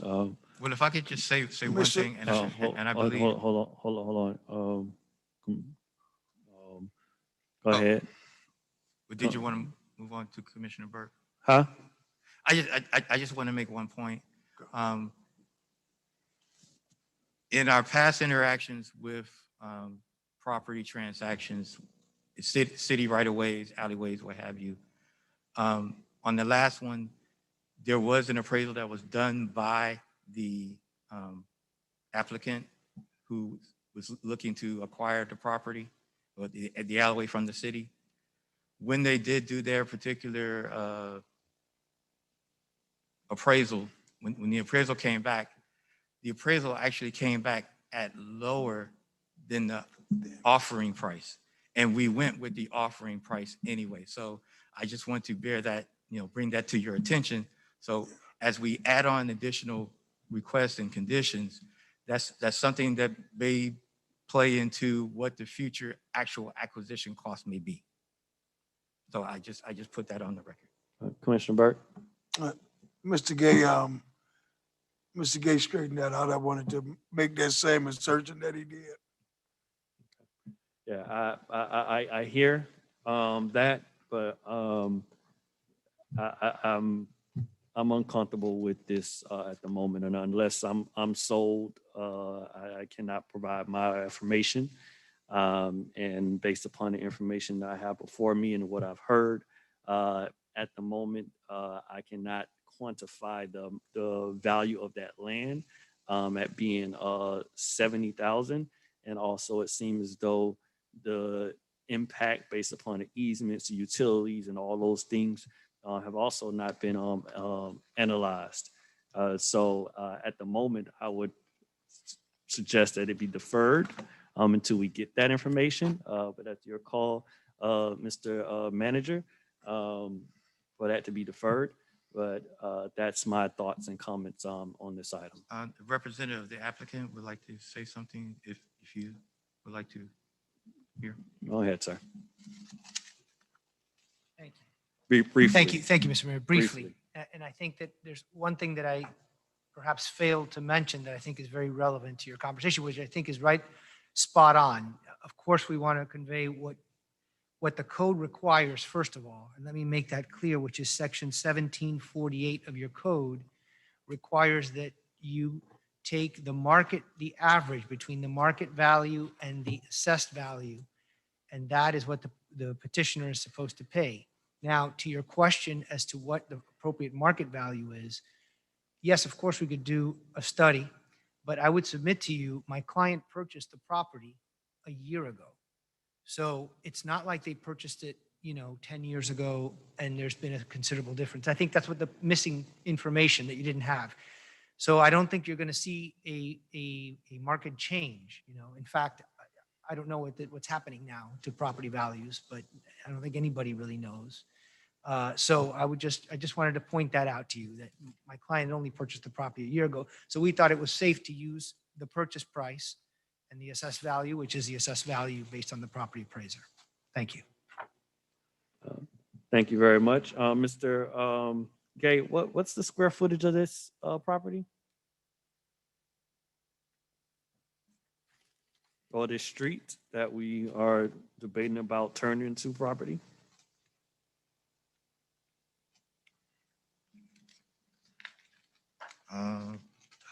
Hold on one second. I don't have that document in front of me right now.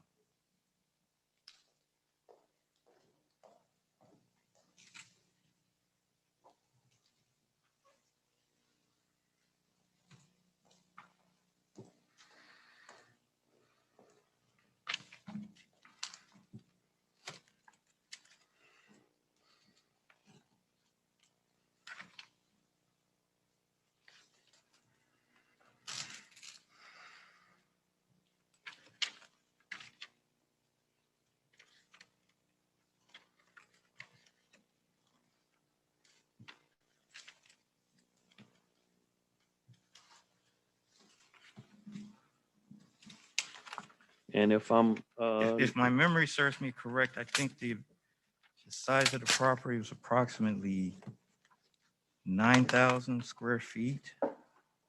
okay, I think that's what I was looking at on page 473 of our agenda on the sketch by the company Hadon. I see 9,173. And I'm looking at the property appraiser's site.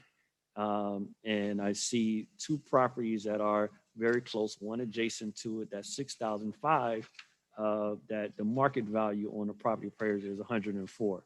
And then the site next to that, which is 8,005, the market value is 350. So I would like an assessment, just to be very clear on this property, so that I'm not mistaken. But as I say, Mr. Manager, It's up to you whether or not you want this to be Well, deferred. is it Mr. Mayor. possible, is it possible that this is the first reading? That we take into consideration everything that's been said and we have all the information back to you before the second reading? Mr. Mayor, Sorry. You can move. I'm not in support of this item. That's all I've said. Mr. Mayor, I So need- I'm only 1 of 5. Right. So there's one more. we can I mean, we move can, I forward. mean, whatever your concerns are, we can address them between now and the second reading. But I'm not going to vote in favor It's- of something I'm uncomfortable with. Thank you, Mr. Mayor. I'll be very brief. There's one other thing you don't understand. Our offer is based on half of that size because what we requested was the closure of half of the right-of-way. Typically, when you close a street and there's two different owners, half reverts back to one side, the other half goes to the other side. So that's, I think, the confusion. If you want us to pay for the whole street, it would be double that amount. It would be $140,000 based on your code. But Okay, and thank that's in you. our letter. So what we had proposed is the payment for half of the right of way. Thank- I'm sorry if I didn't make that Thank you. clear. Thank you. Thank you. And that's why I'm uncomfortable with this. I'm not clear. I am not clear. And to hear this new information that it's only half and not the whole street, I'm not comfortable with the item. So if Mr. Manager, you want a deferral, if there's any other comments on this item? Mr. Mayor, I Vice would Mayor prefer Williams? to defer it so that we get more of the information. I would not prefer it to be a first or a second read until we actually know and get more information. I'm not comfortable voting on this right now. Any other comments on this Mr. item? Mayor, Commissioner Davis? thank you. Mr. Mayor, I would like to defer the item as well. I can't support the item as is tonight. I heard the presenter comments about, I guess, the recent purchase and it being tied to a more current version of our values. However, we just had our audit and budget presentation and we just saw that, the demand is here, right? That our property is very valuable. So we want to make sure that our community is, benefiting and everybody's paying their fair share. So I've been supportive of deferring the item. Thank you. Mr. Mayor, Mr. due to Manager? the, Mr. Manager? due to the wishes of the commission, I would defer. a later date. All right, this item is deferred indefinitely until it's brought back. Thank you. Mr. All Mayor, right, on to, sorry. excuse Commissioner Burt is at the moment. Thank you. All right, moving on to item. All right, let's get back on the move. 16A3. Thank you.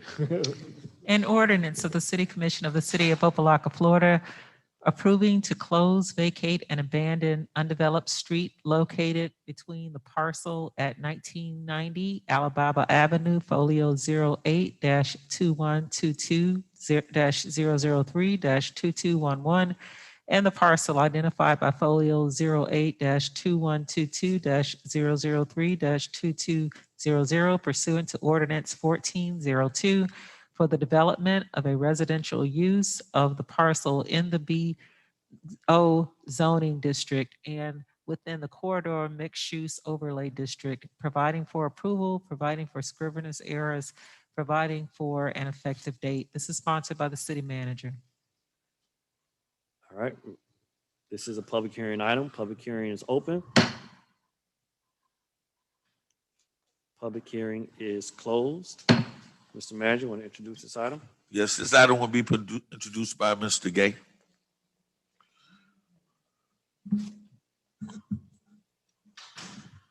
Mayor, Vice Mayor, Commissioners, Gregory Gay. As you can see, I've had a very heavy night. This is an application for the vacation of a right-of-way, which is at approximately 20th Avenue on Alibaba. This is a property that it exists on the city's plat maps, but when you drive by the property, it is a well manicured grass lot. This is a property that was identified by staff to be a part of a settlement agreement. Therefore, we needed to go through this particular process in order to make the property available for the, in order to do the vacation of the right-of-way, declare it as surplus property, and then to be proffered as a parcel, as a part of a legal settlement. We've done a survey to the property to determine what the meets and bounds are. The property doesn't have an address or a folio number attached to it. And in order to do that, we need to begin the vacation process in order to take those initial steps and to making sure that we can make the property available for whatever future use it may be. We did post the property for 30 days. As a part of that posting process, we did receive some communications from the adjacent property owners, which are presently 2 churches. It's my understanding that the churches have been utilizing this site for quite some time as parking for their adjacent church facilities. We did do a record search to determine whether there had been any type of agreement or any type of documentation to allow for the churches to utilize the site for those said purposes. We did not find anything relating to that. So as a part of all of that investigative process, we determined that this lot should be go through at least the right-of-way vacation process so that we could begin to make the property available for to be acquired. Thank you. All right, thank you, Mr. Manager. Did I do a motion for this? I apologize. All right. Can I get a motion? Move it. Moved by Commissioner Davis, Second. second by Vice Mayor Williams, and it's a public hearing item. So the public hearing is open. Public hearing is closed. All right, any other comments or questions on, any comments on this item? Mr. Gay, Mr. Mayor, Yes. Vice Mayor Williams? Mr. Gay, I know you had a heavy night. I have a quick question. I understand that Pastor Cooper and Pastor Moore have provided letters of interest for this property, correct? What they have provided, and this is from what I've seen, they did have a letter that was presented to us that's in your packet that expressed their concern for the property being proffered out and that they did not have an opportunity of first rights. Evidently, from previous discussions with different administrations, they've always had an interest in this particular site, but nothing formal had ever been proffered to say, we're ready to purchase this property and this is how much we're going to purchase it for to initiate this particular process. Now, we would go through the same process whether the churches were going to buy it or somebody else was going to acquire it. So what's before you right now is to move forward with the vacation of the right-of-way. That's the first step that needs to take place in order for anybody to acquire this property. Mr. Mayor, if I may.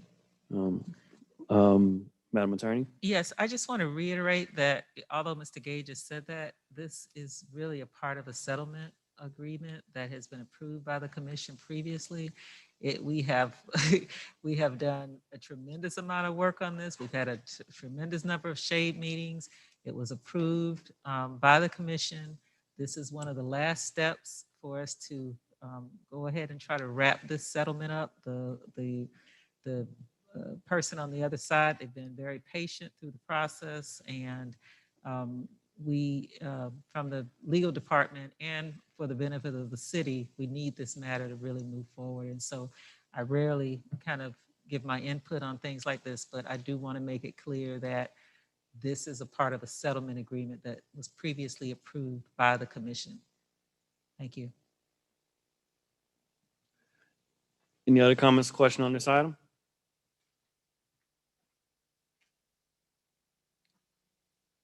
Madam Clerk? Commissioner Davis, Yes. Commissioner Taylor, Yes. Vice Mayor Williams, Yes. Mayor Pigott. No. Motion passes 3-1, first reading. All right. Item 14.4. An ordinance of the City Commission of the City of Opa-locka, Florida, authorizing the city manager to execute a lease agreement, Exhibit A, with Morrison VIP Healthcare, Inc., to occupy space at 780 Fisherman Street, providing for incorporation of recitals, providing for an effective date. This is sponsored by the city manager. All right, this is a public hearing item. Public hearing is open. Public hearing is closed. Do I have a motion? Moved by Vice Mayor Williams, second by Commissioner Taylor. Mr. Manager?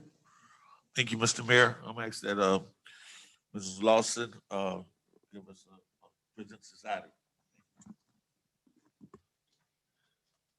Good evening, Mayor and Commissioners. This is a 2-year lease agreement between the City of Opa-locka and Morrison Healthcare. The space in question has been vacant since July 2017.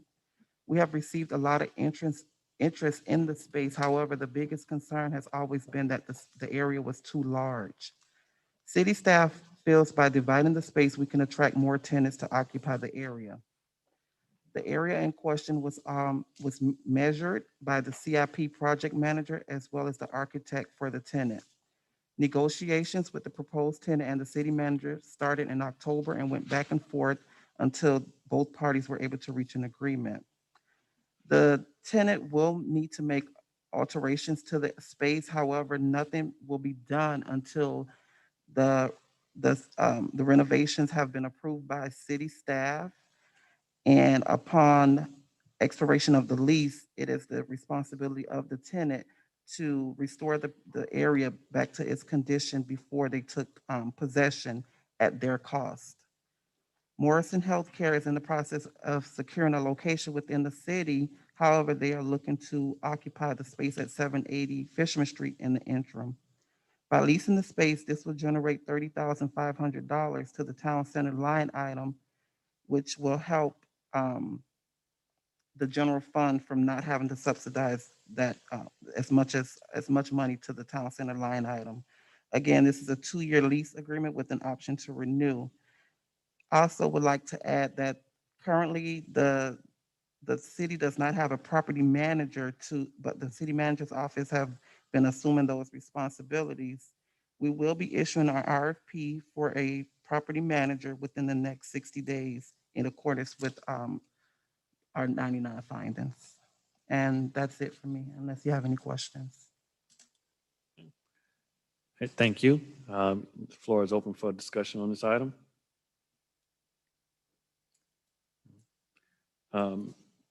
Ms. Lawson, Manager's Office, I want to thank you for bringing up the fact that this is a part of our 99 findings of us not having a property manager.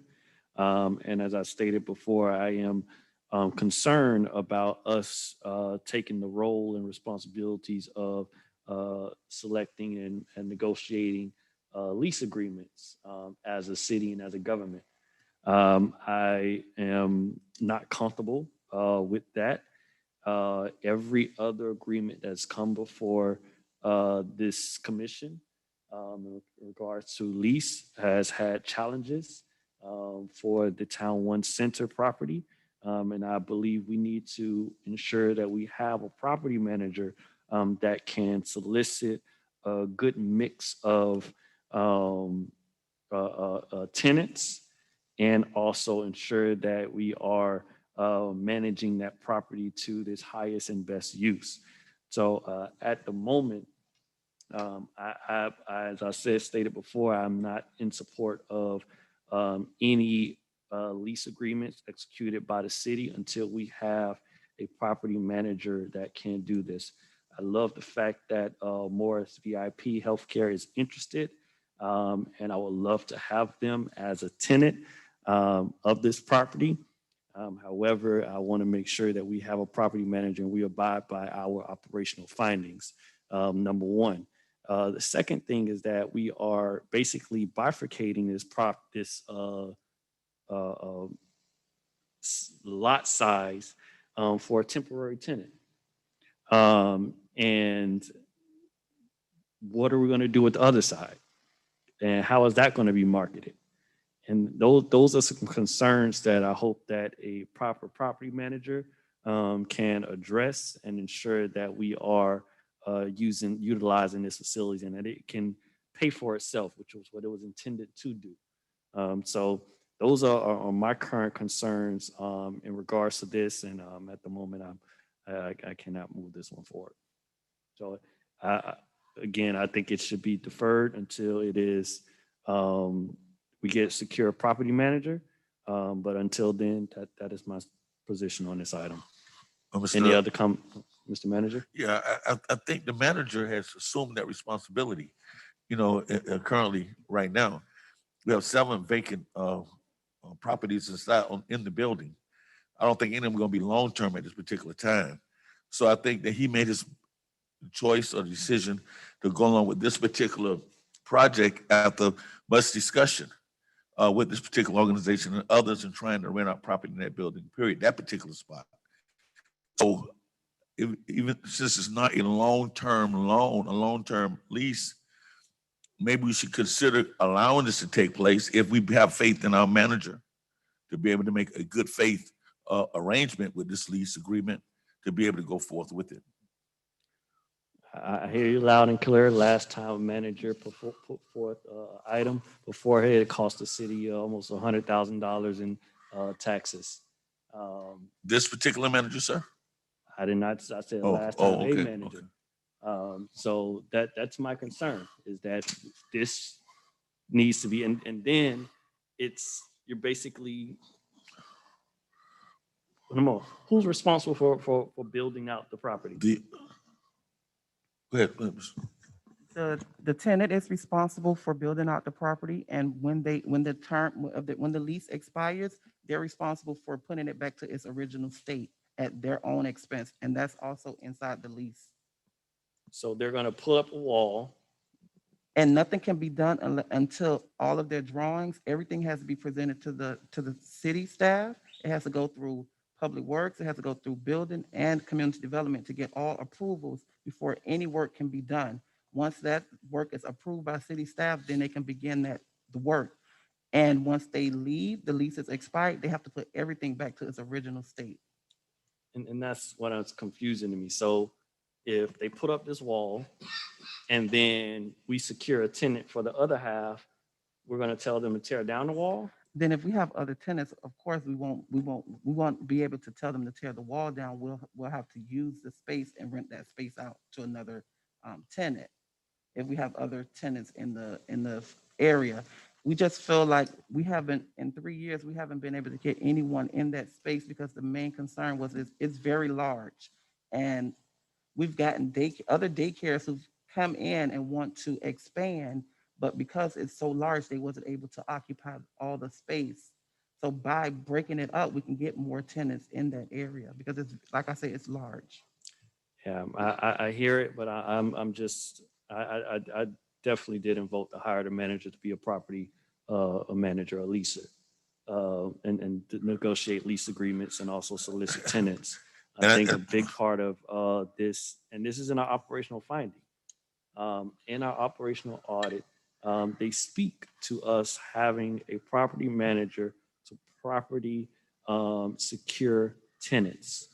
There's a track record of tenants that have come into this building that have caused unforeseen challenges in that property. And I personally, that's just me, I'm only one. I personally am not comfortable until we get a property manager to move this tenant. So that's all I have to say on this item. Mr. Mayor, can I right now, even though we have a property person, what's call it, property manager in our budget, do we? Oh, you have, I know it's something that we're looking at and trying to, I know that's something that we're looking at and that we want to attain, but we just don't have it at this particular moment. So I'm saying you want us to put everything on hold until that takes place? I mean, what are you asking, what does the commission want us to do? It's not a this is a finding, an operational finding. I know. And it is on us and the manager's office to ensure that we execute and follow through with those recommendations.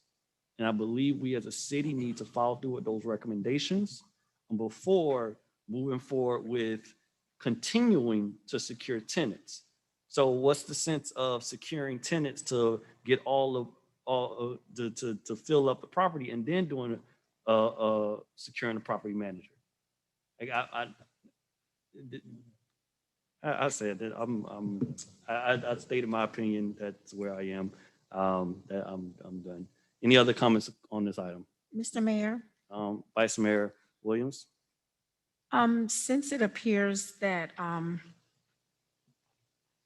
City Manager, Mr. Ellis, is not clear fully, and since this is the city manager's item, I would like to defer it so that he can give us a little bit more insight into what his position is. It seems to me that it's more about the revenue, getting more revenue, but I am concerned about building a wall and in 2 years tearing it down. That just seems a little futile. Mr. Mayor? Commissioner Davis? Thank you. Mr. Mayor, I pretty much share your same sentiments. I think we all advocated, for town center to be rented out, up to capacity for some time now. So as you guys know, we pretty much, that building was actually supposed to pay for itself and is underutilized. And because we had one for-profit tenant, we actually had to pay taxes, which in part comes back to us because we receive a portion of those taxes, right? Mr. Mayor, I'm not in favor of,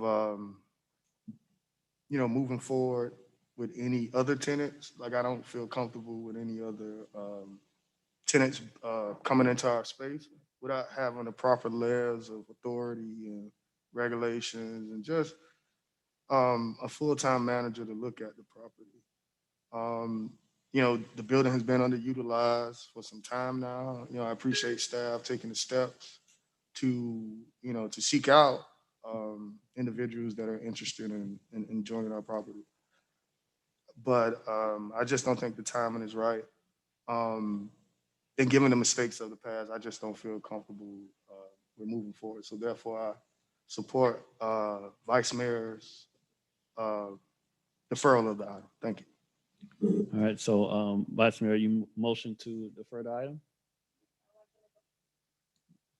Make a motion to defer the items when Mr. Pate can give us more insight into it.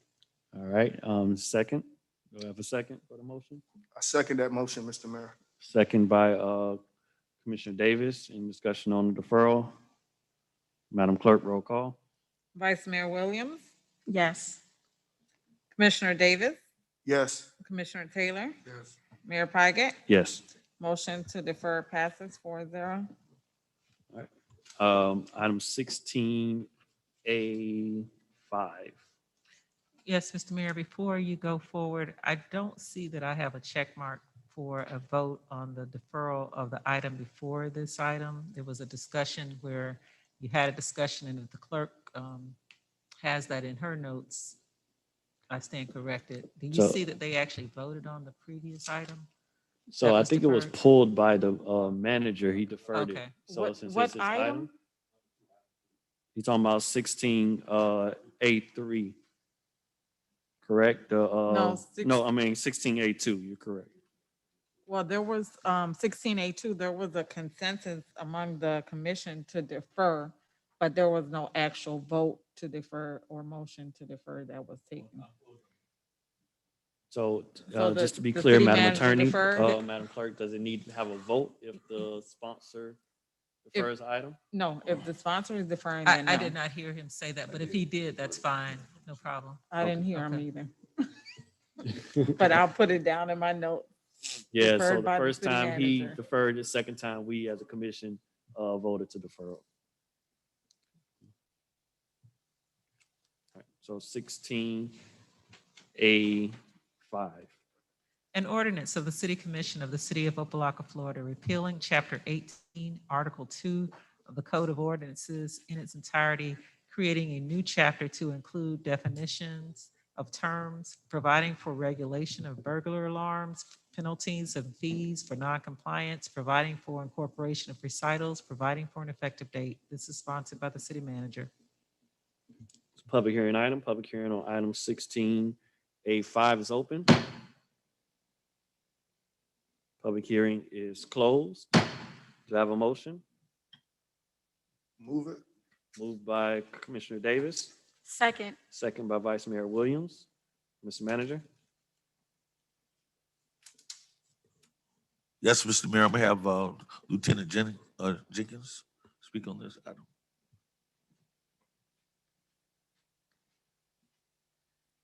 Good evening, Mr. Mayor, Vice Mayor, Commission. This is basically to update our false alarm program to implement penalties and fees for non-compliance due to excessive false alarms that has placed a burden on the police department. Just to give you a little background, the false alarm program is basically utilized around this country. And it's just basically holding those individuals accountable who have registered a false alarm with a company, but are not being held responsible for law enforcement responding out to their location in regards to paying any fees. We have discovered, for instance, last year for our residential and commercial alarms, we've had over maybe 800 false alarms, which really caused a burden in regards to officers responding and taking them out of their normal beat area. Now, this project it's a two-part project. This is basically like going for the law, the foundation of the project. The second part will be us bringing in a partner, and that partner will be this company called Cry Wolf, where they will be responsible for the entire program in regards to the notifications, the citations, any type of communication with the owner of the false alarms. This company also has a rapport with all of the alarm companies. So they will work hand in hand with them in regards to making all of the notifications to someone who currently has an alarm at their business or within their residence. So for an example, you have an alarm and you're registered with ADT. So what Cry Wolf would do, they will get with ADT, they'll get in their database and they'll see everyone who currently has an alarm that resides or have a business within the city of Opa-locka. They then will send out a notification advising them that the city of Opa-locka has this program. They have a certain amount of time to receive a permit. The amount of time that they have, that'll be solely up to the police department, be it 30 days, 60 days, 90 days. At that point, once they're registered and they have their permit, once they start receiving false alarms, we respond out to the area. The first alarm, there's no fee, there's no charge, and then so forth and so on. We have a fee schedule that's inside the ordinance as well. So this is basically just to have people just responsible for their alarms that they have within our city.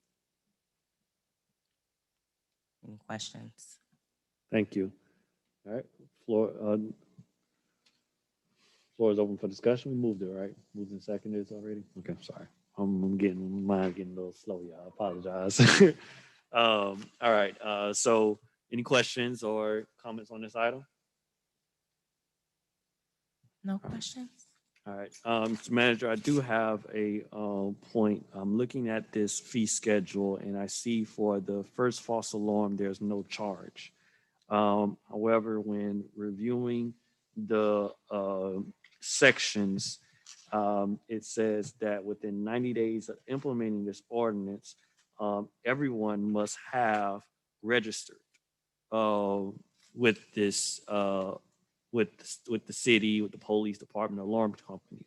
I'm concerned that if we pass this at the moment, there will be residents that were not aware of this registration fee, and that if they have a false alarm or someone comes and tries to cite them, they can legally cite them without them even knowing because it's been 90 days. So I'm wondering if we can put in place a provision to allow for if a warning and then them having to pay within 30 days of that warning. Mr. Mayor, Mhm. well, the first false alarm, they're not charged. So kind of in our opinion, that is a warning, in regards to the false alarms. Now, what Cry Wolf is going to do, they're going to reach out to everyone who currently has an alarm, and they're going to give them that notification. Okay, we see that you have an alarm with ADT. You reside in the city of Opa-locka. You have a business within the city of Opa-locka.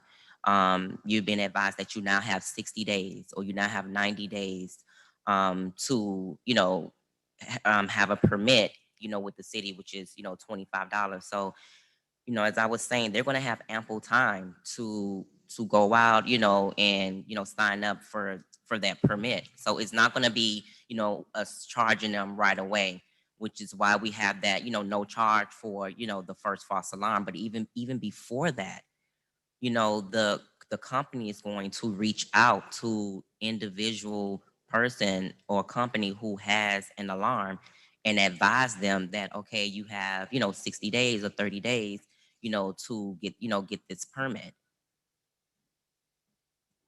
Okay. All right. I hear it. I'm happy to see that. Uh, I'm looking at this, the recitals and the laws, and I do see the first false alarm that you're mentioning, but it says that everybody must have it after we pass this ordinance in 90 days. So let's say we pass this ordinance come January, and the company doesn't get to send out notices until 2 months later. That means they have 30 days or even less than that to do so. And if our code enforcement goes by there, they have the right and the authority to cite them, even though they may not have even known of this. And I'm just a little sensitive about that, and want to make sure there's some type of warning. That's all. If they aren't registered, the false alarm is definitely a warning. I get that wholeheartedly. I see the first false alarm is no charge, and then they'll be provided notice. I get that. But to me, it's the initial registration period. So that's what I'm looking for. I can get that. If there's a way to amend it on the second reading, I'm more than happy to move this forward. I'm not going to hold it up in any way, shape, or form. But that's what I would like to see, just to give that extra level of protection. Just notice, so that we are being respectful that we made this change. We do know that there's some alarm households that have an alarm, and we want to let them know that, hey, you got this 25 days, and we as City of Opa-locka just want to let you know. So that's what I would prefer, but I'm not holding to it. I just want to make sure that we had that courtesy. Yes, I just want to assure you, like, for instance, like you said, if you pass it in January, okay, then Cry Wolf doesn't get, to the customers, until 2 months later.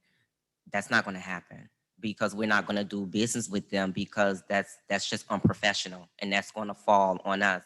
If it passes, it goes to the second portion, and we still have to work some things out with them, but that's the second part. But what I can assure you is, if if you pass it, they will get the notification, but it will not be 60 days later. They're going to have to give them the notification right away. And even let's just say, like you said, 2 months or whatever the case may be, you know, we go out and that's a false alarm. We still, because that's our first time interacting with them, we still will give them, you know, that grace period that they would have gotten like after you pass it. So I just want to assure you that, and I know that was your concern, that we're going to make sure that they have ample amount of time, you know, to register. It's not something that's, you know, just going to be thrown on them. Okay. All right. Any other questions, comments on this item? Madam Clerk? Commissioner Davis, Yes. Commissioner Taylor, Yes. Vice Mayor Williams, Yes. Mayor Pygott. Yes. Motion passes first reading. Thank you. Madam Attorney? An ordinance of the City Commission of the City of Opa-locka, Florida, amending Article 1.5 entitled Code of Ethics, Conflict of Interest, Section 2-14 entitled Orientation of Elected Officials to include training on the roles and responsibilities of appointed officials, parliamentary procedure, a review of the city's strategic plan, preparation of an accountability plan for the city manager for upcoming year, and review of major challenges facing the city in a workshop setting, providing for incorporation of recitals, providing for an effective date. This is sponsored by Mayor Pygott. That's a public hearing item. Public hearing is open. Public hearing is closed. Do I have a motion? Move it. Moved by Commissioner Davis, Second. second by Vice Mayor Williams. I propose this item just to ensure that all elected officials that come for the city receive an orientation, an update on where we are as a city, and be a part of the strategic plan so that their ideas can be moved forward. This is something that I think I would love for the new elected officials to weigh in on the recitals, making sure that it covers everything that we believe is necessary, or any of our other colleagues. So I just wanted to make sure that we're prepared. And we're very educated as elected officials here in the city of Opa-locka, and we have the checks and balances. I never again want to have anybody be put in a situation where they don't even know where their own parking spot is located, or details about the contracts for each of our appointed officials, and what their roles and responsibilities are and how we're supposed to interact. I don't think that's something that should just be happenstance. We as a city need to prepare for all elected officials to come in and serve as effectively and efficiently as possible. So that's why I propose this item. I'll bring it to my colleagues to let me know what you think, and see if there's anything we can do to improve it. But that's what I brought this item up. Any comments, questions on this item? Mr. Mayor? Commissioner Davis? Thank you. Yeah, I'll just weigh in before my new colleagues have an opportunity to weigh in. When you first proposed the item on the future potential agenda items, I thought it was a great idea. You know, it's one thing to be elected to office, and it's another thing to understand the roles and responsibilities that are ultimately required of us. And what I think this does is provide a first step in creating that sustainable long-term infrastructure here in the city. So thank you, Mr. Mayor, for sponsoring this item. I would hope, that this will, impact, future generations to come, be it those who run for office in our community, having more informed and effective elected officials. So props to you for sponsoring the item, and to my new colleagues, take advantage, because these are, measures that we didn't have coming into office. So thank you, Mr. Mayor. Mr. Mayor, Vice Mayor Williams? just to piggyback on Commissioner Davis, again, I truly appreciate you sponsoring this ordinance for newly elected officials. It definitely is in line with building the bench and keeping everyone aware and abreast of the future, because the Opa-locka is our future. I would like to, however, speak on the strategic planning. I do know that strategic planning was on the agenda for today. However, I do believe, and I would like to see, since I myself have always been a part of strategic planning when I've joined new teams, is a thorough strategic planning a meeting, a workshop, so that all of us, and not just from the city manager's office, but we can all share our goals and bucket what our ideas and strategies are, so that we're also in line with the city manager. And we can, create our own strategic plan together and not just from one entity. Thank you. Mr. Mayor. Commissioner Taylor, Okay, I'm with my colleague on the strategic planning. speaking to the mic. Oh, I'm with my colleague on strategic planning, so that everybody can, I guess, have their voice heard. Now, the other thing I want to ask you, what's the timeline within the first 30 days or the first 10 days? That's it with city attorney? That is a good point. Because it doesn't make sense to have a orientation after your first meeting and you're completely lost. So if you can give us a timeline, like within like the first 10 days after swearing in or something, that way we can know what we're doing when we get up here, or the future can know what they're doing when they get up here. Mr. Mayor? I wholeheartly agree with that, Madam Attorney. Yes, in the existing language that was because there is language currently in the code dealing with orientation of elected officials.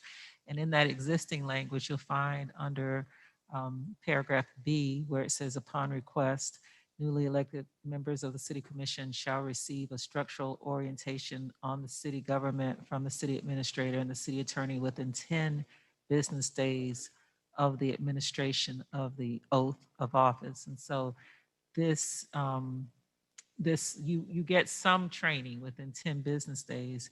Now, in terms of the specific, the language that's added by the mayor, basically you could add, if you wanted that, you may have, you may not be able to have a meeting within 10 days. And so, or at least do this training within 10 days. You may want, maybe you can make it 20 days or within 30 days or something that would be a reasonable time after you get in office. But you will get some, and you both have, did receive within 10 days, training, at least for me, you did.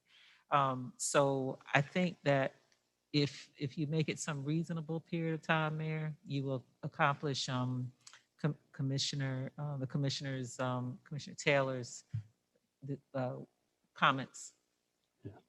So I ideally, and that's what I advocated for, is that before first meeting, all this was taking place, but that was not really accomplished. What I hear wasn't able to be accomplished before that time period. I would like to do it as soon as possible. And not only the city manager, but the city attorney to give a thorough review of all of our legal matters.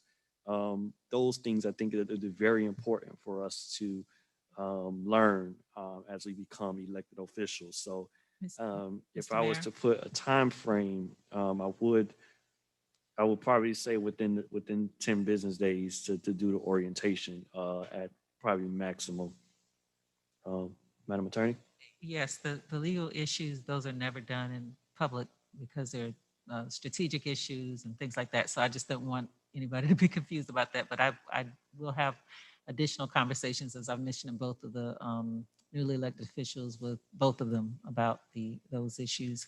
But so just so that I'm clear, in terms of all of it, do you want all of it to be within 10 days? Is that what you want as a sponsor for your colleagues to consider?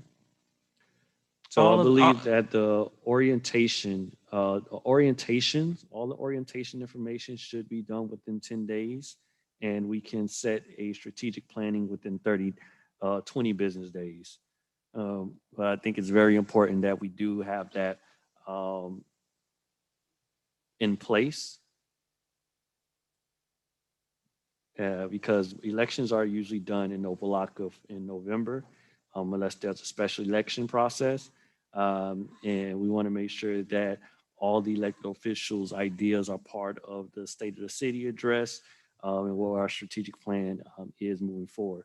We'll be discussing on a future agenda item something to ensure that we do have an annual review of our departments in preparation for the State of the City address. But at the moment, definitely within, I would say just to be on the safe side, 10 days for the orientation and 20 days for the strategic planning. And Mr. Mayor, the hold- 10-day, oh, I'm sorry. Go I'm ahead. sorry, Yes, Mr. Manager. I think 30 days would be more realistic. But all the activities that take place during that particular time to get all of those things done with rather than 10 to 20 days. That's what we feel in the office. But we're still working. And I'd agree with the manager. It's probably, I mean, to do some training and, some orientation, you could certainly do within the 10-day period, but this is a lot of stuff. And so if you're going to be realistic and not totally stress people out, you probably want to give a longer period of time for all of it. So when we're talking about 30 days, we're talking about 30 days or business days? Because 20 business days is roughly 30 regular days. Well, the current language here related to just the orientation, a structural orientation is 10 business days. But if something else with respect to everything else, you could do that. It's, it's up to the commission. So I just want to be clear from relying upon management, would it be 20 business days or 30 business regular, days, sir. the regular 30 days? 30 business days. Mr. Mayor, Ms. Williams, Vice Mayor Williams. I think that if we know elections are happening or going to happen through the city manager's office, I totally agree 20 days is probably 30 seems like a stretch. First and foremost, I want to, take this opportunity to totally thank Ms. Weeks and Ms. Flores for reaching out to me probably the first 5 days. Because it was, when you first win an election or, get in the seat, you're very anxious to speak with someone and to understand what is going on. But if we know moving forward in 2 years, there is another election, it does give ample amount of time to map out and plan at least for the most part, a viable orientation, if nothing else, an orientation that, and I can say my very first orientation was with Ms. Weeks. So I believe that I will say, and I'm just doing a little give and take, 20 days should be at most the max to incorporate an orientation as well as the strategic planning, because I don't think you want to newly elected officials out and swimming in waters without a line to catch.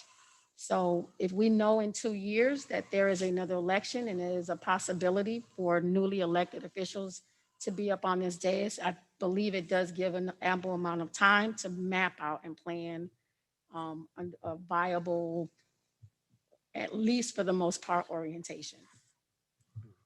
So then I will make a friendly amendment to section 2-14I, that all training shall take place in the workshop settings to be scheduled by the city clerk within 20 business days of taking the oath of office. Or 20 business days of the certification. Well, does it matter? What's the difference between certification and oath of office? Is it? Really Taking the oath of office is what the previous language says. All right. Yeah, okay. Oh, within 20 business days of taking the oath of office. So that is the friendly amendment to that. So we'll make sure that's reflected on the upcoming second reading of this ordinance if it passes tonight. Yes, So- Mr. Mayor, and just, if I can just say quickly, so the B language, we're gonna take that, the 10 days out of that, so that it's clear that all training is supposed to take place based on your amendment within 20 business days. I think that's two things. So on one hand, the city administrator and the city attorney is speaking kind of with each of the elected officials. That's not in the public setting. That's just them sitting down to go through the information. The other one is opportunity to do it in a public setting so that the rest of the commission, everyone can hear about what are the roles and responsibilities and those things. So Okay, I'm so I looking can, at it I as can two add different. I can add some language that, because this is existing language, so we can add some language that makes it clear that it's individual with the commissioners, because it doesn't speak to that. Right now, you know, it could be public, it could be private, it doesn't, this doesn't tell you, so we can add that to B if you don't mind. Okay, so as sponsor, you can propose that and we can discuss it and bring it up to the next commission. Okay, next commission meeting. All right, any other discussion on this item? Madam Clerk, roll call. Commissioner Davis, Yes. Commissioner Taylor, Vice Mayor Williams, Yes. Mayor Pigott. Yes. Motion passes first reading. All right, Madam Attorney.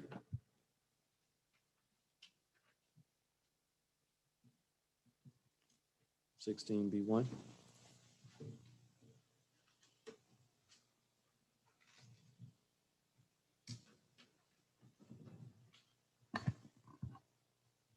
Item 16B1, an ordinance of the City Commission of the City of Opa-locka, Florida, amending and replacing in entirety Article 4, that can't be right. No, that's not it.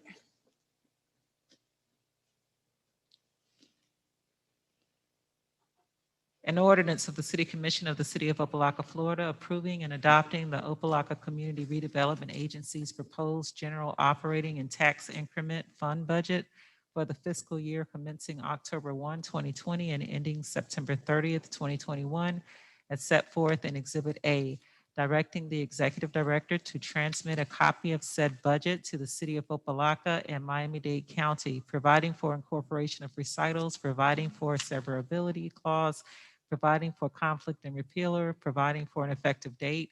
The first reading was held on November the 19th, 2020, and this is sponsored by the city manager. It's a public hearing item. Public hearing is open.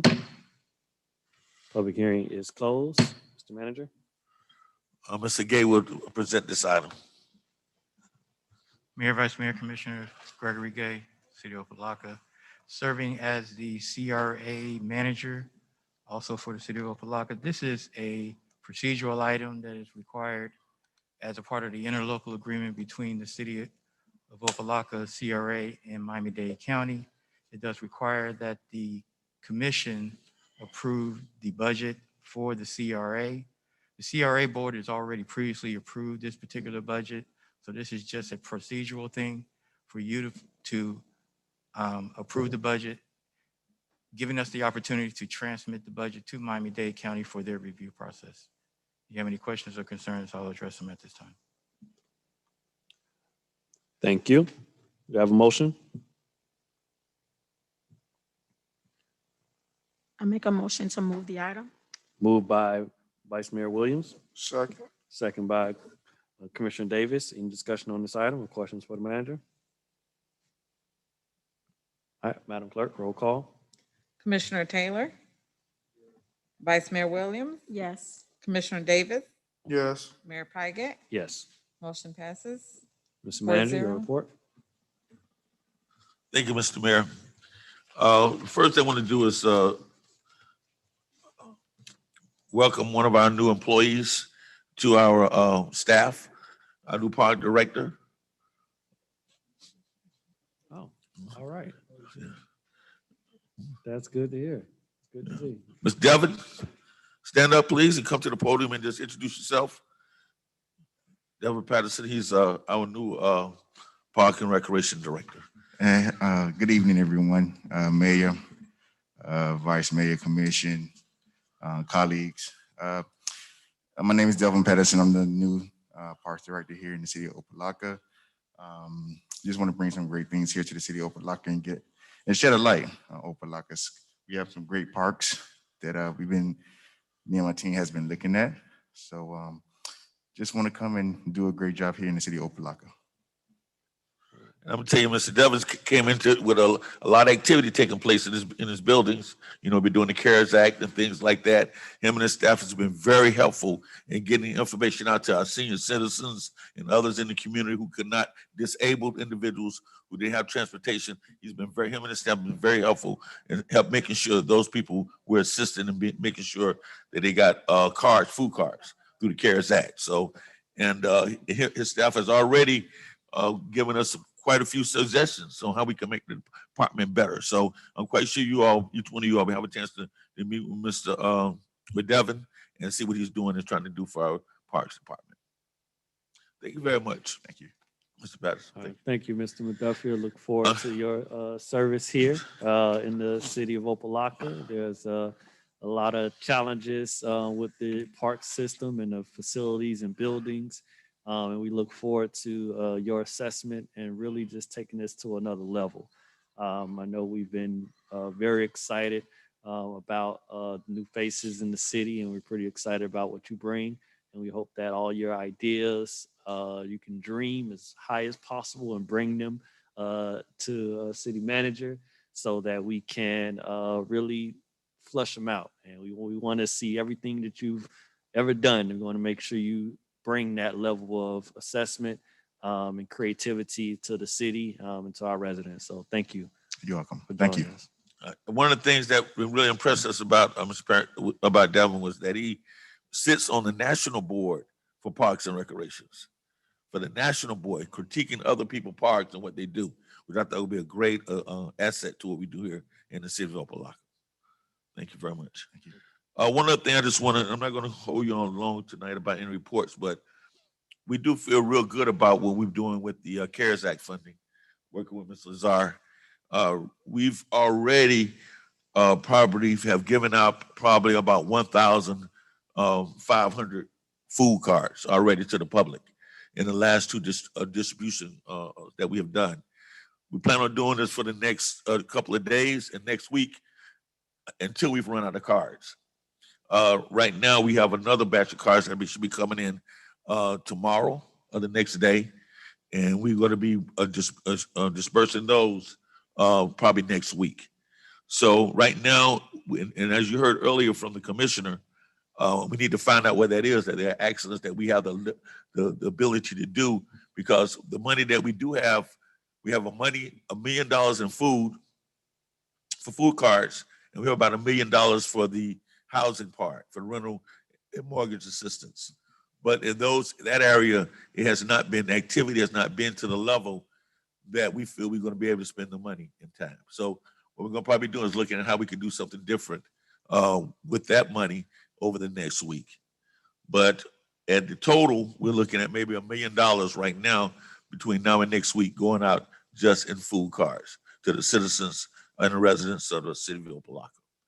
So we feel real good about it. We really appreciate the county and their assistance in trying to help us make sure that, but fortunately, we got more money.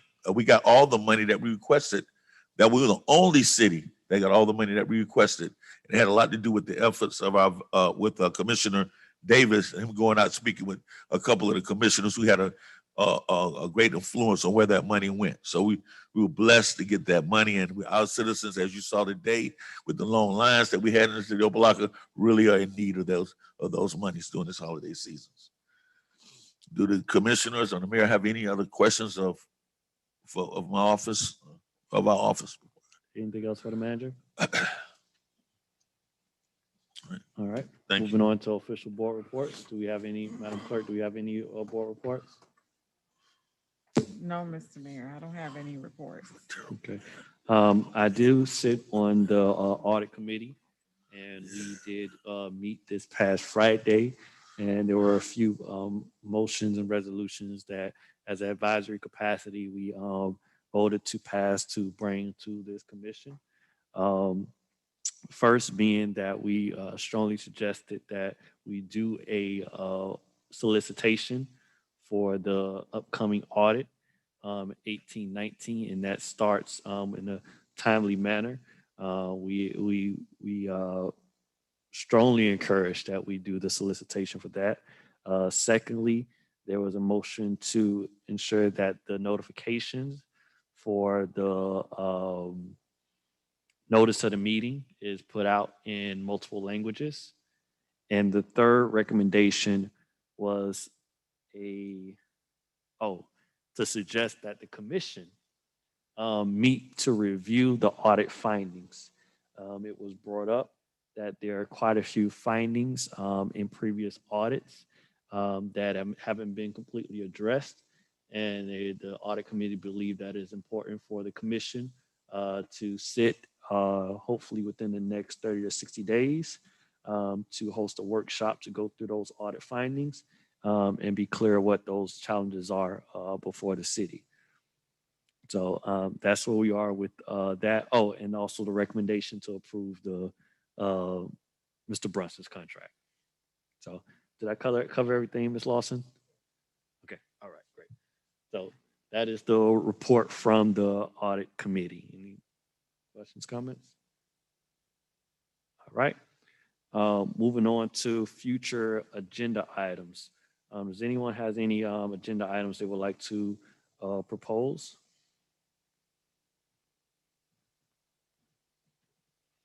All right. I know it's a long night. I'm going to be pretty brief. During our last meeting, we discussed an events policy and we moved that forward. I was hoping that it would have come before us in this commission meeting so that we can properly plan and prepare for all of our upcoming events, including this holiday season and those in January. But management have decided to hold that due to more policy suggestions. So as a commission, there are a few things I want to make sure that we touch upon. First, this change that we have in the city of Opa-locka, we have an opportunity to really set those changes in stone. As a part of our audit findings, there's been issues about our charter and us doing the charter review committee. So I would like to propose that we do call a charter review and start that process. I've been in consultation with other law schools in the surrounding area that may be able to assist us. But I would like to propose that we move forward and call in a charter or review committee, move that process forward. So that's the first item I would like to propose and solicit co-sponsors or whatever. Any thoughts, comments on that? Mr. Mayor? Commissioner Davis? A charter review committee is my thought process. Exactly. Leaning to our neighbors, the city of Miami Gardens, which has a active charter review committee. Since our attorney has been on board, she's done several revisions to the charter, not the charter, but our code of ordinance, and just cleaning up some of the conflicting laws here in our city. So I think, we all ran on change, being that us senior and new members of the commission. And I believe, paying close attention and really combing through our charter to make the most needed changes will create change and sustainability within this community. So I look forward to you leading that process and ultimately, us having a discussion as a board as far as how something like that would look like. Thank you. All right. So let's move for a motion to propose a charter review committee to form a charter review committee.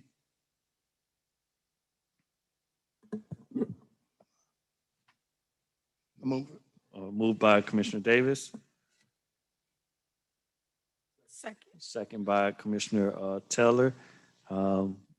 Discussion on this item. Madam Clerk, roll call. Williams, Yes. Commissioner Davis, Yes.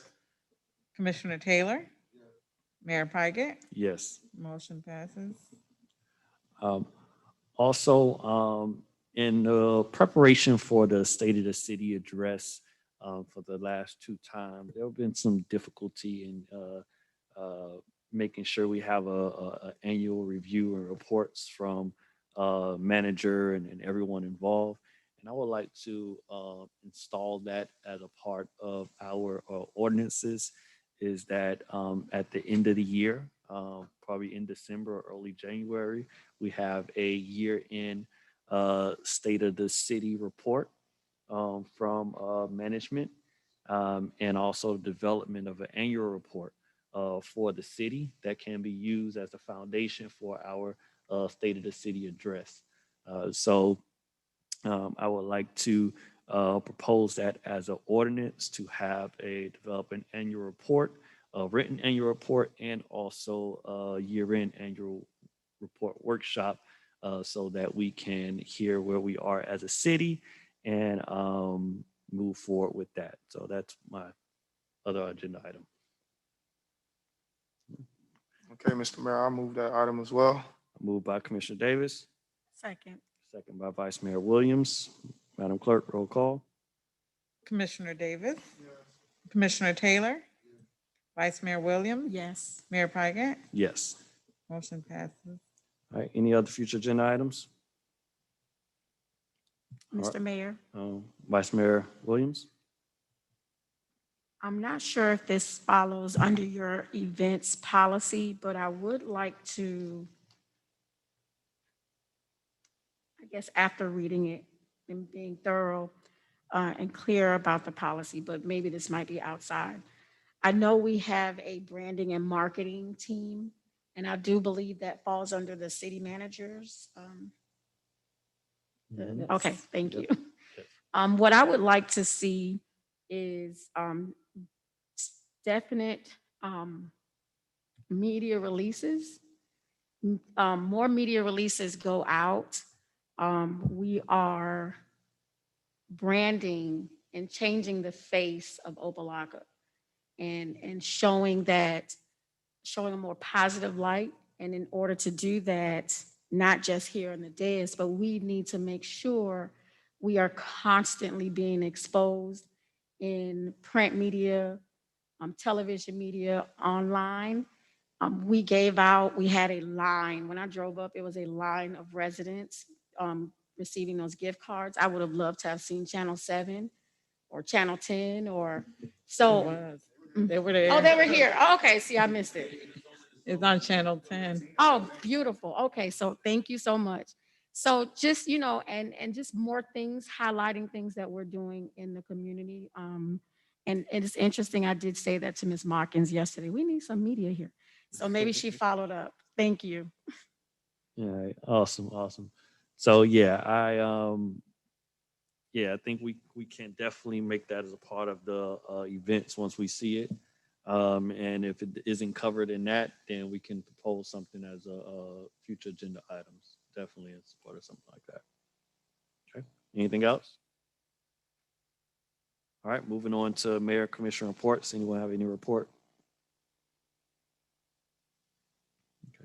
The only thing I really want to touch upon is our agenda preparation.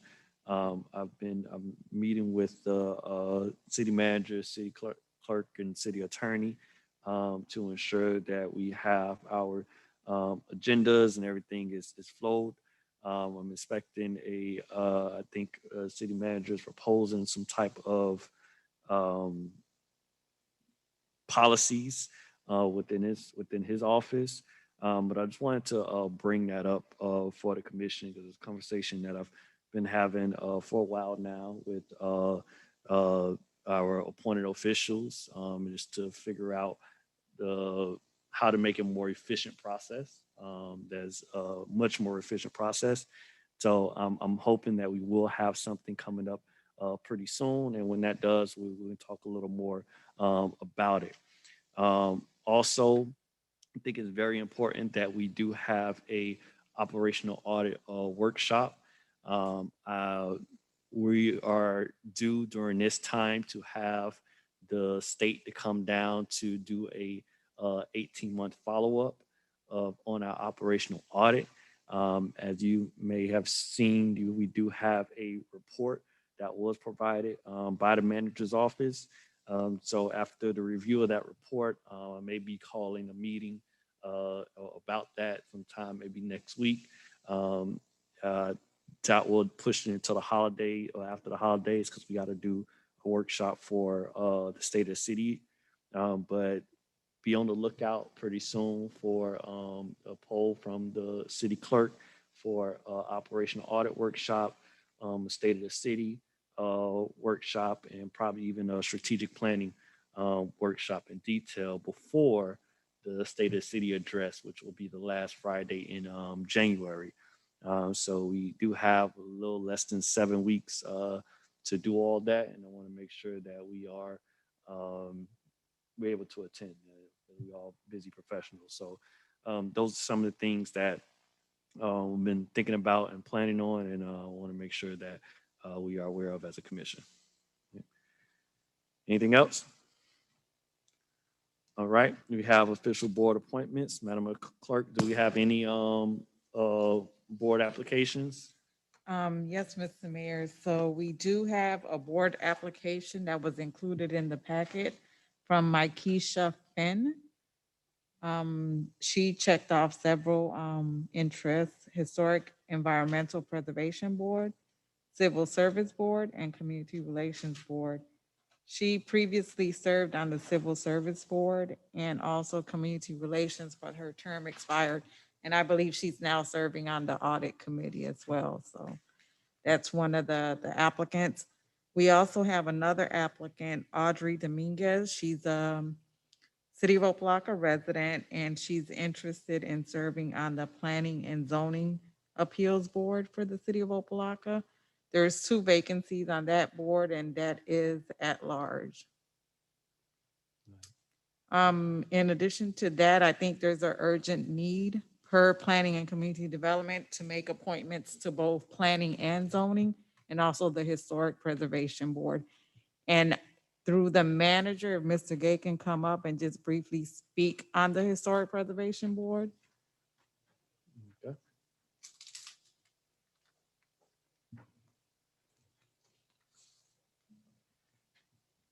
Mayor, Vice Mayor, Commissioners, Gregory Gay. Our Historic Preservation Board has been somewhat not functional for the last 5 years. It's my understanding that at some point in time when the charter was updated, that the information relating to the Historic Preservation Board was kind of left out of that particular process. And about 3 years ago, we did go through a process to update that information, and we actually went through a reestablishing of the Historic and Environmental Preservation Board, which you may probably previously know as the Historic Preservation Board. That board was basically revamped, and the environmental portion of it relates to trees, as Opa-locka has become a Tree City USA, promoting tree planting and improving the environment. As it stands right now, that is a board that is operated by the city, but it is in danger of being pulled back and basically come under the operation of Miami-Dade County. It is the municipality's responsibility to make appointments to those boards, and if the boards are not functional, the county can, in essence, through legislation that they passed a few years ago, take over and actually run those boards as they see fit. I have stressed upon the management, and I think I've even spoken to a few of you in regards to how important this board is if you wish to maintain control of the board. So as it stands right now, there's been 4 appointments. It is a 9-member board. We need to have at least one more person appointed in order to meet quorum for the board to meet. So I press upon you that we need to have some appointments made. Out of the appointed positions, there's an opportunity for 4 positions to be professional and 5 positions to be at large as residents of the city of Opa-locka. As it stands right now, we have 1 professional appointment and 3 at large. So we would need to have some more appointments made as soon as possible so that we can let Miami-Dade County know that we do have an active historic and environmental preservation board. If you have any questions or concerns, I'll address them at this time. Mr. Gay, how many residents are on the board? We have 3 residents that have been appointed and 1 professional. All right, could your office proffer any professionals and solicit any professionals to service on that board? We can look into that. As a matter of fact, there was 1 professional that I was trying to seek, an arborist, as it relates to us being a tree city. Unfortunately, that person, due to responsibilities with another municipality, they had to decline that position, but we are still seeking to have at least, we have an architect on board. We'd like to have an arborist, someone with a historic preservation background, and an engineer. Okay. I think we did pass legislation for advisory boards to be able to meet virtually. Will that apply to historical preservation, Madam Attorney? Yes, sir, it would. All right, so maybe that may make it easier for to recruit professionals. But with that, 2 applications before us. 1 did check historical preservation and the other one did not. However, I think it's important that we have people on that historical preservation. So I would move to add both of them to historical preservation. Second. All right, so move. Well, I usually as chair don't move anything, but so anyone want to move the item? So moved by Vice Mayor And I'll second the Williams, item, Mr. second Mayor. by Chris Davis. Any discussion on that? Mr. Mayor, just very quickly, the Historic Preservation Board does have certain people who have to have certain positions and so forth on the board. So if you could make the motion subject to meeting the requirements of the ordinance, that would be good. Because I don't know whether the people who submitted are, in fact, whether they qualify. And so if you'll make it so that you can allow staff to review that in that way. Okay, how exactly should we make the motion? Then? To, subject to meeting the requirements of the applicable ordinance. Okay, Mr. Mayor? Okay. Madam Clerk. Yes, so based on my list, it says at least 5 members shall be residents of the city. As it stands now, there's only 3 residents on the Historic Preservation Board. So if you add 2 additional, that would be the 5, That's correct. the 5 residents. Okay, and both of these applicants are residents within the city, correct? Yes. All right, Yes. so I think we're moving it based upon them being residents. So they will fulfill that residence spot. Correct. Now, Now, if they have any other expertise, we will find that out. And if we need to make adjustments, we would do that. But as it stands right now, because they're making an application as a resident, we would look at utilizing them. All right, so to just serve to in make that sure position. that we take into consideration what the attorney has brought forward, Vice Mayor Williams, would you modify your motion to appoint these 2 individuals subject to placement? What was it? Yes, subject to it being consistent with the ordinance. Like, for instance, Subject to being consistent with the ordinance as determined by staff. That's your motion. Ms. Weeks, were you still? well, I just wanted you all to know that it says that the city commission should ensure to appoint 1 of each of the following: an architect, a landscape architect, certified arborist, so it does have some conditions, but when you make this motion, it will hopefully encompass maybe some of these things as well. But those are people that will be professionals. As the mayor has suggested, we will proffer names Very to those well. particular appointments at that time. Okay, very well, thank you. Yeah. Mr. Okay. Mayor? So I move to accept the 2 members with the proper board application. Can I say that? It's late. Madam Clerk, you had anything else? No, I just basically wanted to say that one of the applicants, their interest was not Historic Preservation Board, so there's no guarantee that they would be interested in serving on that board. I just want to put that out there. Got it. I just need one. Hey, now. we offering two, hopefully both of them, and I know the other applicant asked for another appointment, but this is where our need is, and we hope that in serving the city of Opa-locka, we can, fill in this need that we currently have. So with that, it's been motioned and seconded. Madam Clerk, roll call. Commissioner Davis, Yes. Commissioner Taylor, Vice Mayor Williams, Yes. Mayor Pigate. Yes. Motion passes 4-0. Thank you. All right. Thank you. We've reached a conclusion. Probably should have made a future agenda items to make sure that first meetings don't run so long and have so many agenda items. But welcome. We have made it to the end of the first meeting. We'll have a motion to adjourn. Motion to Moved by, adjourn, Mr. Commissioner Mayor. Taylor. Second. Second by Vice Mayor Williams. Thank you, everyone. Have a good evening. Take care.